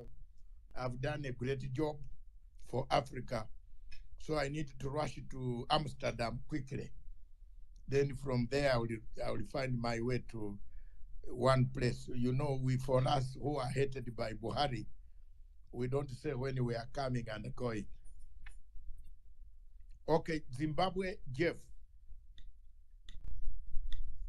Am I audible, Doctor? Mm-hmm. Right, fellow Africans. I don't know, it's my view. I think Africans, we need to decolonize our minds before we start all this. The problem with us Africans is that everything starts to crumble down the moment we set, or we always want to set the standard of the European world against our own. That's where we lose it. Right now, all what we are doing is we are mourning, looking at our own lifestyles, comparing them with the West. We all know African resources are always being looted as unprocessed raw materials to Europe. For what is the question? Because they are making something out of our minerals, right? And for us Africans, we know that we cannot process those raw materials. We cannot make anything out of those minerals, right? Then here we are. We've got doctors, we've got technicians, we've got scientists, we've got any profession you can get is here in Africa. And there are Africans there in Europe who have got these vast knowledges, which they take there, right, to aid the Europeans to keep on dominating us technologically. But right, here now we are blaming our leaders. Because all these leaders, they are politicians. Politicians, it's a profession of which one entertain or indulge in to sustain his livelihood. And whatever they do is to make sure they retain that job so that they can continue on living. And when they are doing this job, they listen to what we want. And most of us, if we want to enjoy a European standards. That's what they try to make sure they gave us. Right. And if they cannot give us, then we start to complain, like what we are doing here. You see, the problem is Africa must not entertain itself to get a European goodies. Right? It must make its own, which means we don't have inventors of our own technologies here in Africa to start making everything African. Making everything African does not mean it's a technologically backward. It means it can be an advanced technology, but of African origin. You see what I'm getting at? We must invent our own technology, improve technology here in Africa, the African way, right? So that we don't find ourselves wishing to have the European technology, but we must set our own technology to compete with that of which is European. That's when you find people won't go there to Europe. Because what are you going there to enjoy in Europe? It's a job that you can create for yourselves here in Africa. You are going there to stay in a house, in a hotel, to drive in a road which is European built. But you know, for you to enjoy this here in Africa, you can do it for yourself. Right? You can do it for yourselves here. Because if you think a politician is not creating jobs, how can a politician create jobs when you cannot step forward with your mind and expertise to build industries and factories?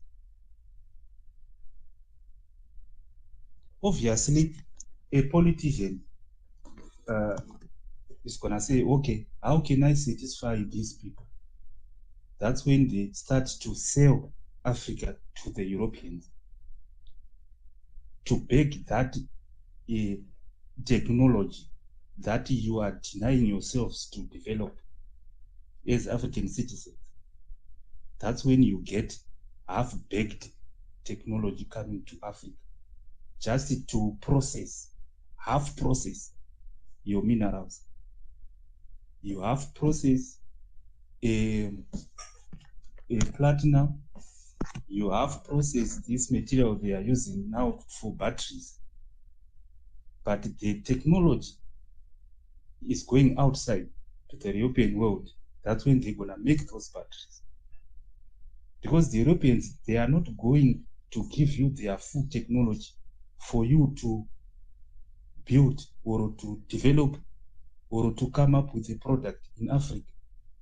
We all know that we've got Toyota, we've got Ford, we've got BMW.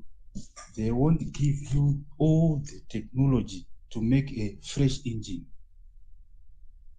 They won't give you. They'll just give you maybe for you to make seats and to make like something which is not that important. But the main component of a product, the main one which is very important, they will keep it away from you. So how do we defeat it? Is to make our own. To make our own, to improve. We can improve better than them, to make excellent technology more advanced than them. But the problem is that we don't believe in ourselves. That's why we waste all the time attacking politicians. But we know we are the ones who created these politicians. because most of them, they are popularist. That's why they keep on retaining power, or they are in politics, because they tell you what they know you want to look like a European. That's what they tell you. And for sure, you accept it. If a true African leader tell you, be an African, wear African, drive African, you say, this person is not a progressive, because you believe anything African it's backward. But no, it's backward because it's in your head. That's the problem. You see, everyone who say, okay, dress African, said, but it looks, even if it is the best African attire we have right now, it's newly designed, but it's an African origin. People, they despise it because they think African, it's backward. It's in our head. For you to think that you are successful, you think if I'm successful educational wise, I must be in Europe or teaching in a European university or practicing my profession in Europe. That's what you think. Am I lying, doctor?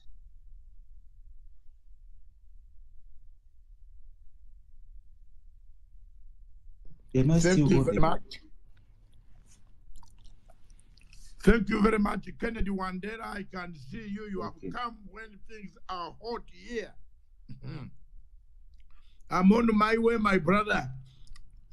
Is African Union beneficial to Africa or captured by external forces? What has happened? Why are we where we are, how we are, when we could have moved further? Dr. Muhammad Faki took over this African Union almost 8 years ago. Madame Zuma's wife was the chairperson of African Union. She brought quite a lot of good changes in African Union. She proposed African passport. She proposed African Court of Justice and Human Rights. When this guy came from Chad, one thing that has made me get very upset with Dr. Muhammad Faki, when his own president was assassinated by the rebels that we know trained by Egypt. These are facts, trained by Egypt and General Khalifa Haftar in South Libya. They killed Idris Deby. This man here, Muhammad Faki, because he hates Idris Deby, he never condemned. Chad should have been sent out of African Union.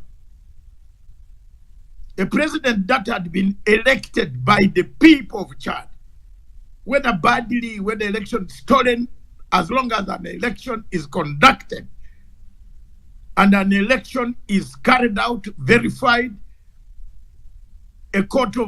Supreme Court of a country says, that is it, so and so on. That is the end of anybody, any political opponent. You just have to wait for 5 years. You don't go and kill a man. Mr. Idris Deby was killed when he was the president of Chad. The French ran very quickly to bury him, to install the son. The rebels were trained in South Libya by Egypt. The 3,000 rebels, also 5,000 now, they are busy in Doha, in Qatar. The same rebels who killed Idris Deby, have mushroomed in Qatar under the auspices that African Union Chad is holding peace talks. What a mess. What a mess of Africa. Another problem that makes me hate Dr. Muhammad Faki, the man from Chad. He sent peace election observers to Democratic Republic of Congo. He said observers and monitors came back and said elections in DRC Congo were free and fair. We spent $400,000 for an observer mission for 1 month in Democratic Republic of Congo. People drawing our allowances. They came back and reported that the elections were free and fair. Mr. Muhammad Faki, after receiving the results, told the world the observers said the elections were free and fair. He wrote a letter to all African presidents not to recognize the presidency of Tshisekedi.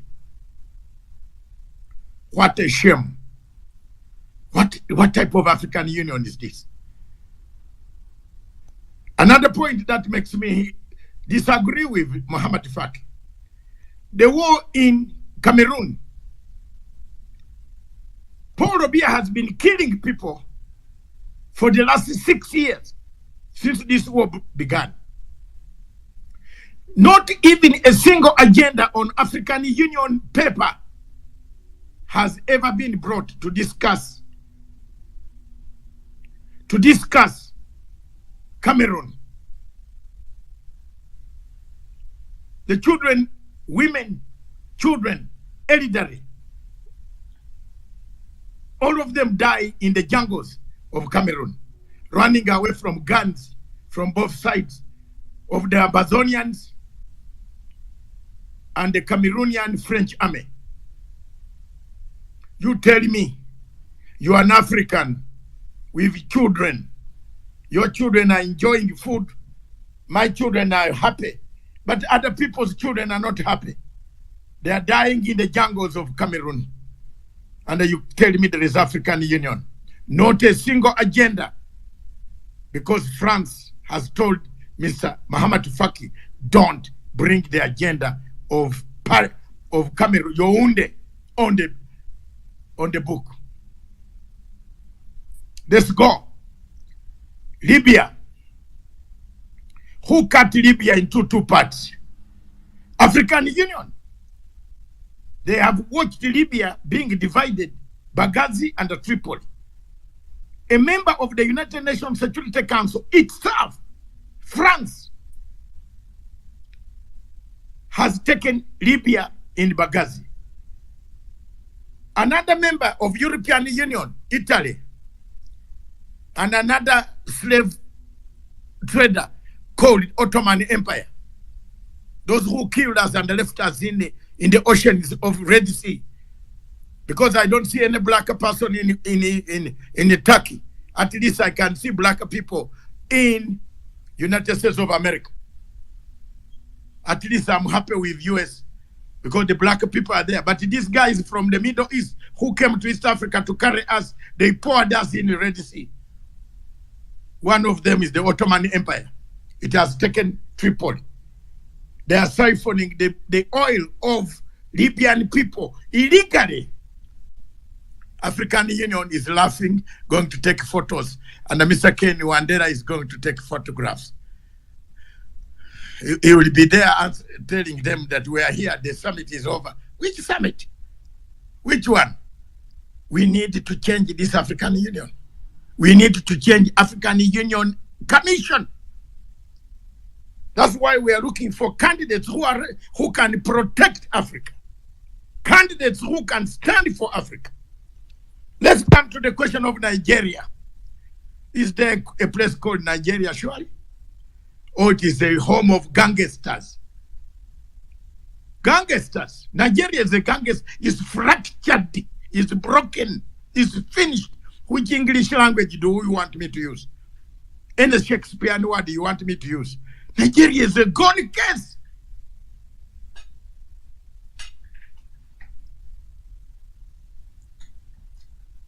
Boko Haram kidnap our daughters, use them as wives, defile them. Buhari is dressed up in white robes, walking around. He might be there already now in Addis Ababa walking around. You know, Nigeria has an army which has turned guns on the people of Biafra instead of turning guns on Boko Haram. If I don't speak now at 68, when will I speak? Even God will ask me, why didn't you speak? Allah, 68. I should keep quiet and hide like a Wandera or anybody. Wandera is young, he can hide. Me, I'm going to sunset. I'm not going to hide. I tell the truth. There is no Nigeria. Nigeria is a state of gangsters. Ransom. If you bring ransom in Nigeria, you take it. People kidnap you during that time. And Wandera, if you are going there for elections, be careful. I've told Uhuru Kenyatta to be very careful. And other people who have gone there. God, they can kidnap, they can block your account, take you and then ask for 200 naira million. Where are we going? Is that the Africa we want? The answer is no. Let's come to Somalia. I'm summarizing now. Since 1991, we have fought a war. The Americans came and left us with our trousers in catch-22 in the knees. They ran very fast. They left the country to Al-Shabaab and Adam Jihadins. Today, as we speak, we are on our own. But I want to tell you, Nigeria, I want to tell you, Somalia is a place where we could have finished the war long time ago. I wish they allowed us, we Ugandans. Ugandan troops could have finished this guy to Indian Ocean. And on that one, I stand with Museveni on it. And I want to thank Kenya for the role they have played. So we need to change a tactic on the question of Somalia. The stomach, the heart, and the brain. Let's change. A redemption strategy is needed. We are defeating the guys. They are coming back to town to kill us in the city, Mogadishu, Sector 1.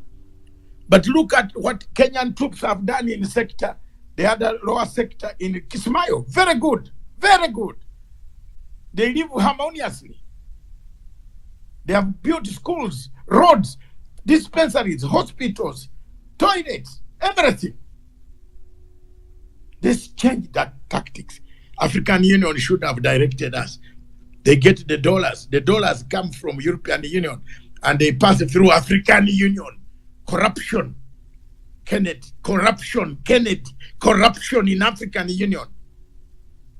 An organization, if a woman does not give her body, she can't get a job.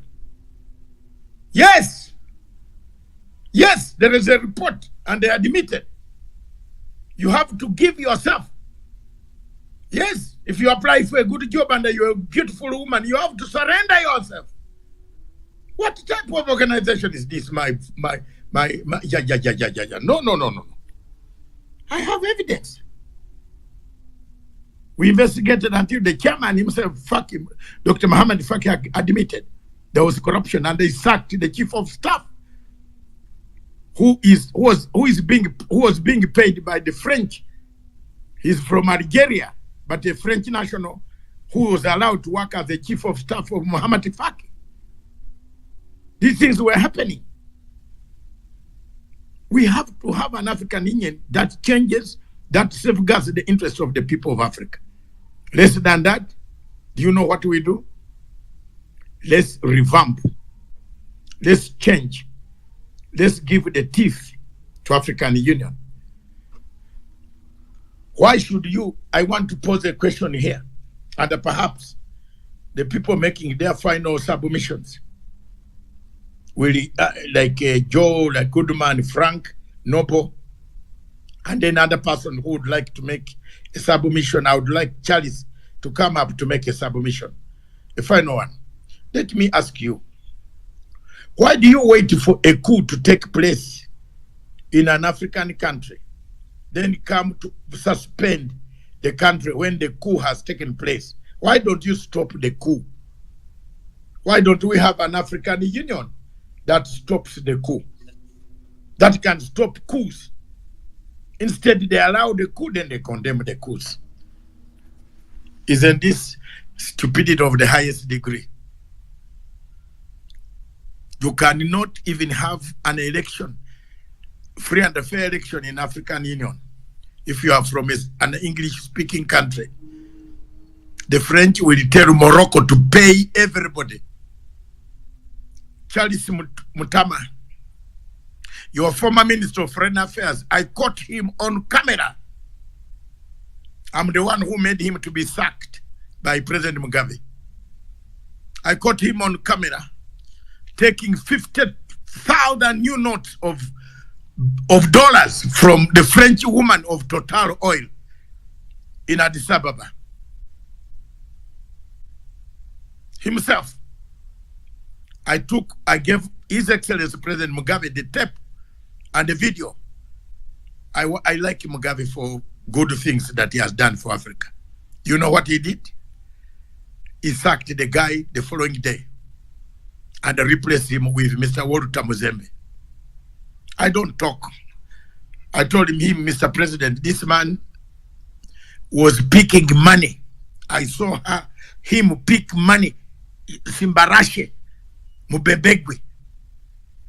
I could not believe it. When they were voting Amina Mohammed out, they were paid money. Mugabe was the only man who from Sadaka who stood with Sadaka and voted against Sadaka and voted for Amina Mohammed. The foreign minister taking $50,000 cash. All of them were paid by Morocco. Morocco has come to this organization to disorganize Africa. Morocco is not part of us. It left our organization. Why did we allow it to come? Another problem. Why is it that we in African Union, we fight other people's Middle East wars? Why do you recommend Israel without calling us whether we like it to be there or not? Why do you bring a Palestinian issue in our organization? Do we go to Arab League and bring our issues there? Come on, you people, come on. Africans, wake up, you younger generation. Don't stomach this rubbish. They are now telling us they even steal our elections. Then one day, the other time you are harassing me about elections. Now I don't know what you are going to harass me about. Didn't I tell you that there is no need of elections in Africa? If one man sits in a house in Tel Aviv and it changes your elections, voila, and it changes all the results, isn't it? Is there an election in Africa anymore? You tell me, you people on the platform, is there an election in Africa anymore? One man changes your elections. He hacks everything and removes all the elections. We are dead. Look, I don't know what you are saying, what you want to say, Mr. Duke. What do you want to say? Are you supporting me or you are saying what I'm talking, someone has not stolen elections in Africa? What are you saying? Because I'm not in the mood of listening to such signs. Therefore, I'll remove you from my good platform. You can go and do stupidity with your children at home. You are removed. My platform has discipline. We have been debating so well. Very good ideas have come out of this for the last 3 and 4 hours. I want to thank everybody who has listened. People have talked about Biafra. People have talked about Cameroon, about Uganda, about everything. The problem of Africa is when we start talking. The moment we start keeping quiet is the moment we shall lose Africa. So let me bring this gentleman has been wanting to speak. Mr. Pam, Faith Physics, let me give you 2 minutes to speak to the people. Then I will go to Joe, Frank, Goodman, then Joe, and then you close the show. Wandera, you wait for me. I will not tell you which hotel I will be. Thank you very much. I don't come into the African Union. I go to see my people in Addis Ababa. That union is useless. It is a Photoshop shop. Just take photos and come back. There is nothing going to come. It's better. Wandera, another thing I want you to ask people. How can you end the war in Congo when the rebels are dishonest? When the presidents of Africa are dishonest?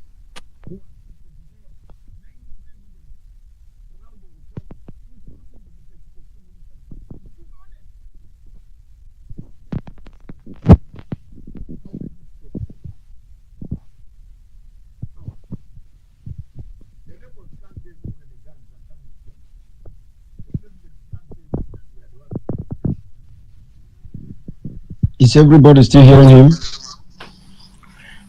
Yes, they are hearing me. Are you hearing me yourself? Yes, I'm hearing you now. Okay, they are hearing me. My We had lost you. Eh? We had lost you for a minute. No, I'm here. So, ladies and gentlemen, thank you very much. Now, your parting shot, Mr. Plus, Faith, can you make the first stab? And there is this Ugandan friend of mine, Senabulia. Can you come up and tell us what is going on in Kampala City? Let us understand. Can everyone hear me? We hear you. Go ahead.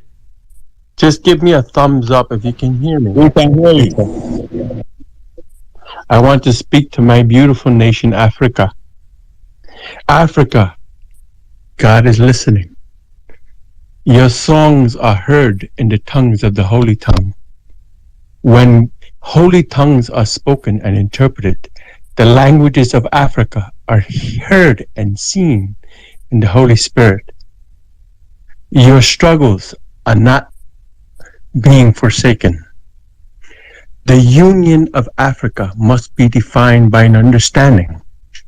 What is, by definitive, a union that defines the union of Africa? If you have outside countries like that of the United Nations that are definitively describing what is best for Africa, then Africa, by external forces, is being invaded. If Africa, of course, is not united in understanding by nature that in Africa all there is provided as earth provisions for life is there in Africa.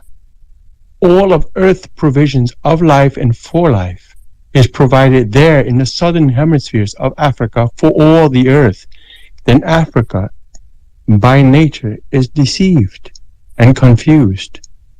The United Nations, the World Trade Organization, that's the WTO, the World Banks, the IMF, the International Monetary Fund, the World Economic Forums do not actually have Africa in their best interest. By tradition, when it comes to commercialization, the word exploitation always comes to bear when profits are of best interest of those who are seeking profits.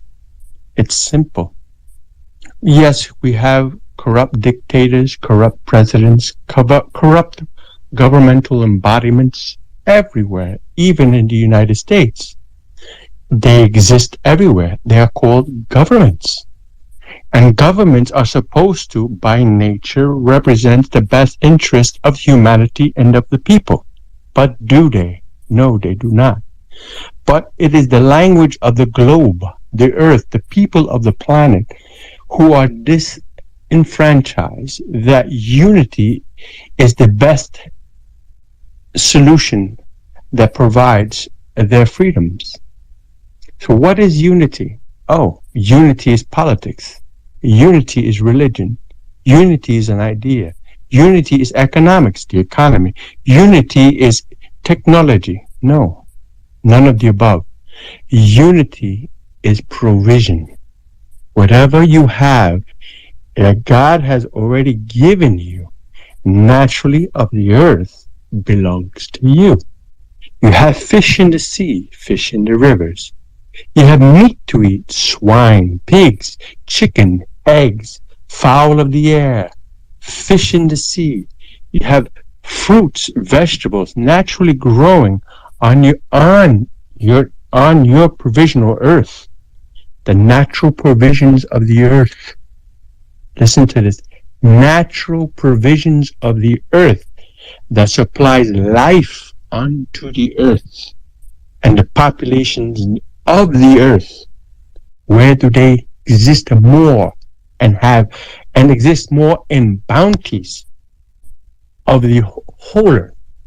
If you go south of the equator, you'll find that Central America and Africa are, by destination and creation, located strategically on the southern part of the equator, which is the southernmost southern hemisphere of the earth, the tropics, which provide the food rations for all the supply chains of the planet.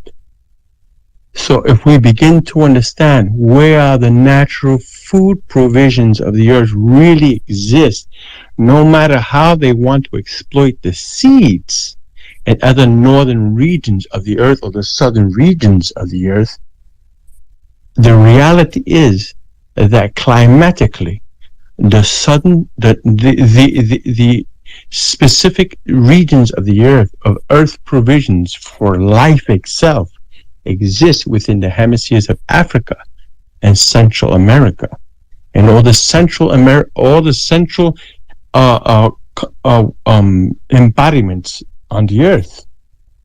So yeah, you'll find a lot of economic proclamations of politicians that might create, wars or divisive language and popular ideologies for people to believe in, right? Which creates division amongst beautiful nations, tribes of Africa.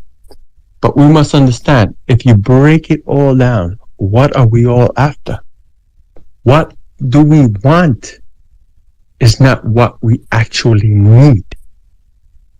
What we need is to be provided for, whereby governments of the earth fail to do so. And the question is why? Where governments and the embodiments thereof, whether it be legislator or judiciaries or intelligences like CIA, FBI, or even in the executive branch of presidents, why do they all fail? You can find them failing simply when it comes to natural disasters. Every mission of every agency on earth, of every prime minister, of every politician, their number one mission, protocol policy is this: save life. And you'll find that whether it be man-made disaster or natural disaster, question this: why do they fail in the prediction thereof, prevention or intervention? Now, I am a witness that every prediction is possible. I have challenged all the geophysical engineers. Okay, But wait, wind up 1 minute. I'm waiting. Faith, wind up. we are running out of time. I understand. But Just, let me quickly finish. just Let me summarize quickly. Summarize quickly. Summarize. Yes, I respect you, Doctor. Yes, sir. And I will. We, the people of the earth, unified, are the answer to all the problems that governments create for us. Whereby the governments are by design created to serve us, they do not. So we, the people, must unify in all our differences, in all our boundaries, geophysical, topographical, or whatever. We have to unify so that we can answer to the solutions that we need more than want. I end my statement and I rest my nest. Thank you. Thank you very much, ladies and gentlemen. We are running out of time. So we allowed Senabulia from Uganda or wherever you are speaking from, US, America, Addis Ababa, whichever, please tell us where you are and make your contribution in not more than 2 minutes.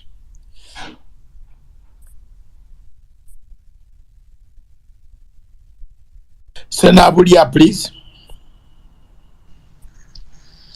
Okay, thank you very much, the host of this meeting. Just wanted to appreciate for the motion of today. Indeed, I appreciate. Senabulia is my name. I come from Uganda. Only that way I'm speaking from is a bit it's not favoring to me. So I'll not speak much, but I only appreciate what you brought on this platform. Okay, thank you very much, Senabulia. I know the circumstances you are in.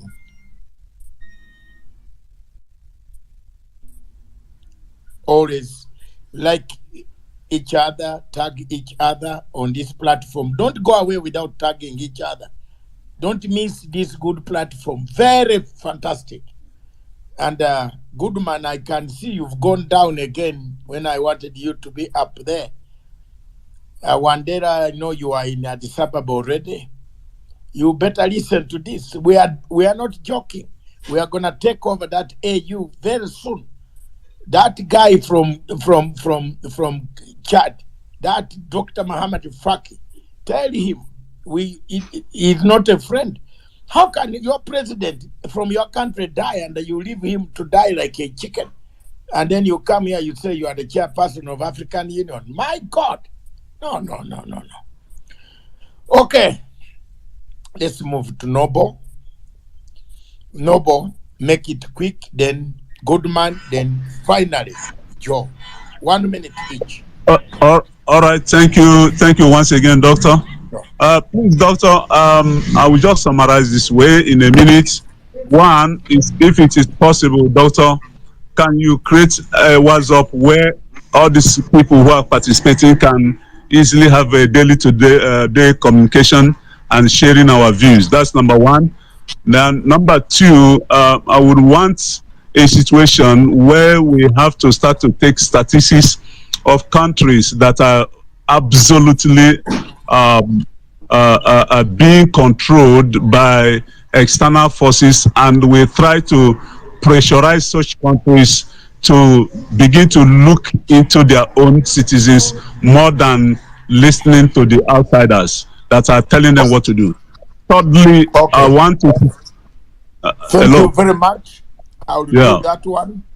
I am sorry, ladies and gentlemen, due to the satellite and the time for picking up a next flight for me, and due to the circumstances beyond our control, I want to thank you very much for having been on this platform, for having stayed for more than 3 hours. It is actually more than 3 hours that you have been here. We started at 11. And thank you very much for your contribution. Most of you who did not receive my opening speech, which was a lecture, well presented in 45 minutes. I will send you the clips. You can get what you can get out of that, what AU has achieved. I gave them a credit on COVID-19. They did very well when Corona struck Africa. And the infrastructure, they have tried very well to do here and there to build things. But the rest of the political and the security matters, they have failed. The African Union Commission has failed. Therefore, I want to thank you, and I want to tell you that tonight there is a show, I think, by Wandera. Wandera, will that show me a sign? Will there be a show? Just show me the sign. Will there be a show, Wandera, tonight? Kennedy Wandera. Do we have a show tonight? Yeah, we have. Kennedy says we have a show tonight. I want you to go to Kennedy's show tonight. My friends from all corners, go to his show tonight. Very exciting. We don't know the subject yet, but it looks like these elections in Africa, even if we vote with our stomachs. Charles Mutama, you have just come again. Oh my God. Let me invite you to co-host then. I am finishing my discussion. Open for me also. My discussion. Doc, remember your flight so that you don't miss your flight. Yes. Thank you very much. Brother, I just send me your number in my DM. I've already liked you, and you send me so that we exchange. All right. Thank you so much. And thank you very much. Charles Mutama, what are you saying? Charles Mutama? Yes, Doctor. I just wanted to... As the last word, 1 minute. Yes, I just wanted to pay tribute to your contribution to the African cause and having followed your fight against the ICC. I appeal to my brothers and sisters on this platform and on this space to support Dr. Matsanga towards the revamping of the African Union and the bid that he announced towards reclaiming the African Union and also fulfilling the vision by President Muammar Gaddafi, and of course other luminaries such as Kwame Nkrumah, Julius Mwalimu Nyerere, and so on. So long live Dr. Matsanga, long live the African Union. It belongs to Africans, and we will wrestle the African Union back to where it belongs through the aegis of people such as, and great leaders such as Dr. Matsanga. Thank you. Thank you very much, ladies and gentlemen. Shakespeare says, my own daughter. The world is a stage where you come, you play, you go. Who is this beautiful daughter? Can I marry this one? Can I marry this one? How are you? I'm okay. God is gracious. It's a stage where you come and play and go. I want to thank you for having been here, and I want to thank all of you for having been patient. Hundreds and hundreds of you came. The numbers have been huge. Don't forget to tag each other so that you don't miss anything that I do next time. Every Monday, I am on this platform, and every Friday at 11, I also host another in the morning. And don't forget, Wandera hosts one in the evening. I will be one of the speakers on that platform. Thank you very much. God bless all of you. God bless Matovu. Thank you very much, my son, Matovu, for doing the great job. Thank you very much, Joe, from the States. You woke up very early. I just want to give you half a minute to say kwaheri kwa watu. Thank you, Dr. Matsanga, for organizing this platform. It's been very informative. I do learn more about our continent and about everything that's going on more in these spaces. I have come to know that most of the problems that are affecting Africa, they are replicating almost in every country of Africa. They are not unique to a specific region. Okay. All right. Thank you very much. Joe, my satellite has warned me. I don't want us to cut unceremoniously. All right. Thank you very much. Thank you. Kwaheri kila mtu. Yes. Tuonane siku nyingine. Tutaonana jioni leo kwa Kennedy Wandera, our Africa man. Sawa sawa. Mungu awabariki sana. Sawa, thank you very much. All of you, all my people from Biafra, thank you very much. My Biafran people, I will die on your side. I will stand by you on every time, anywhere, forever. Thank you very much. God bless you.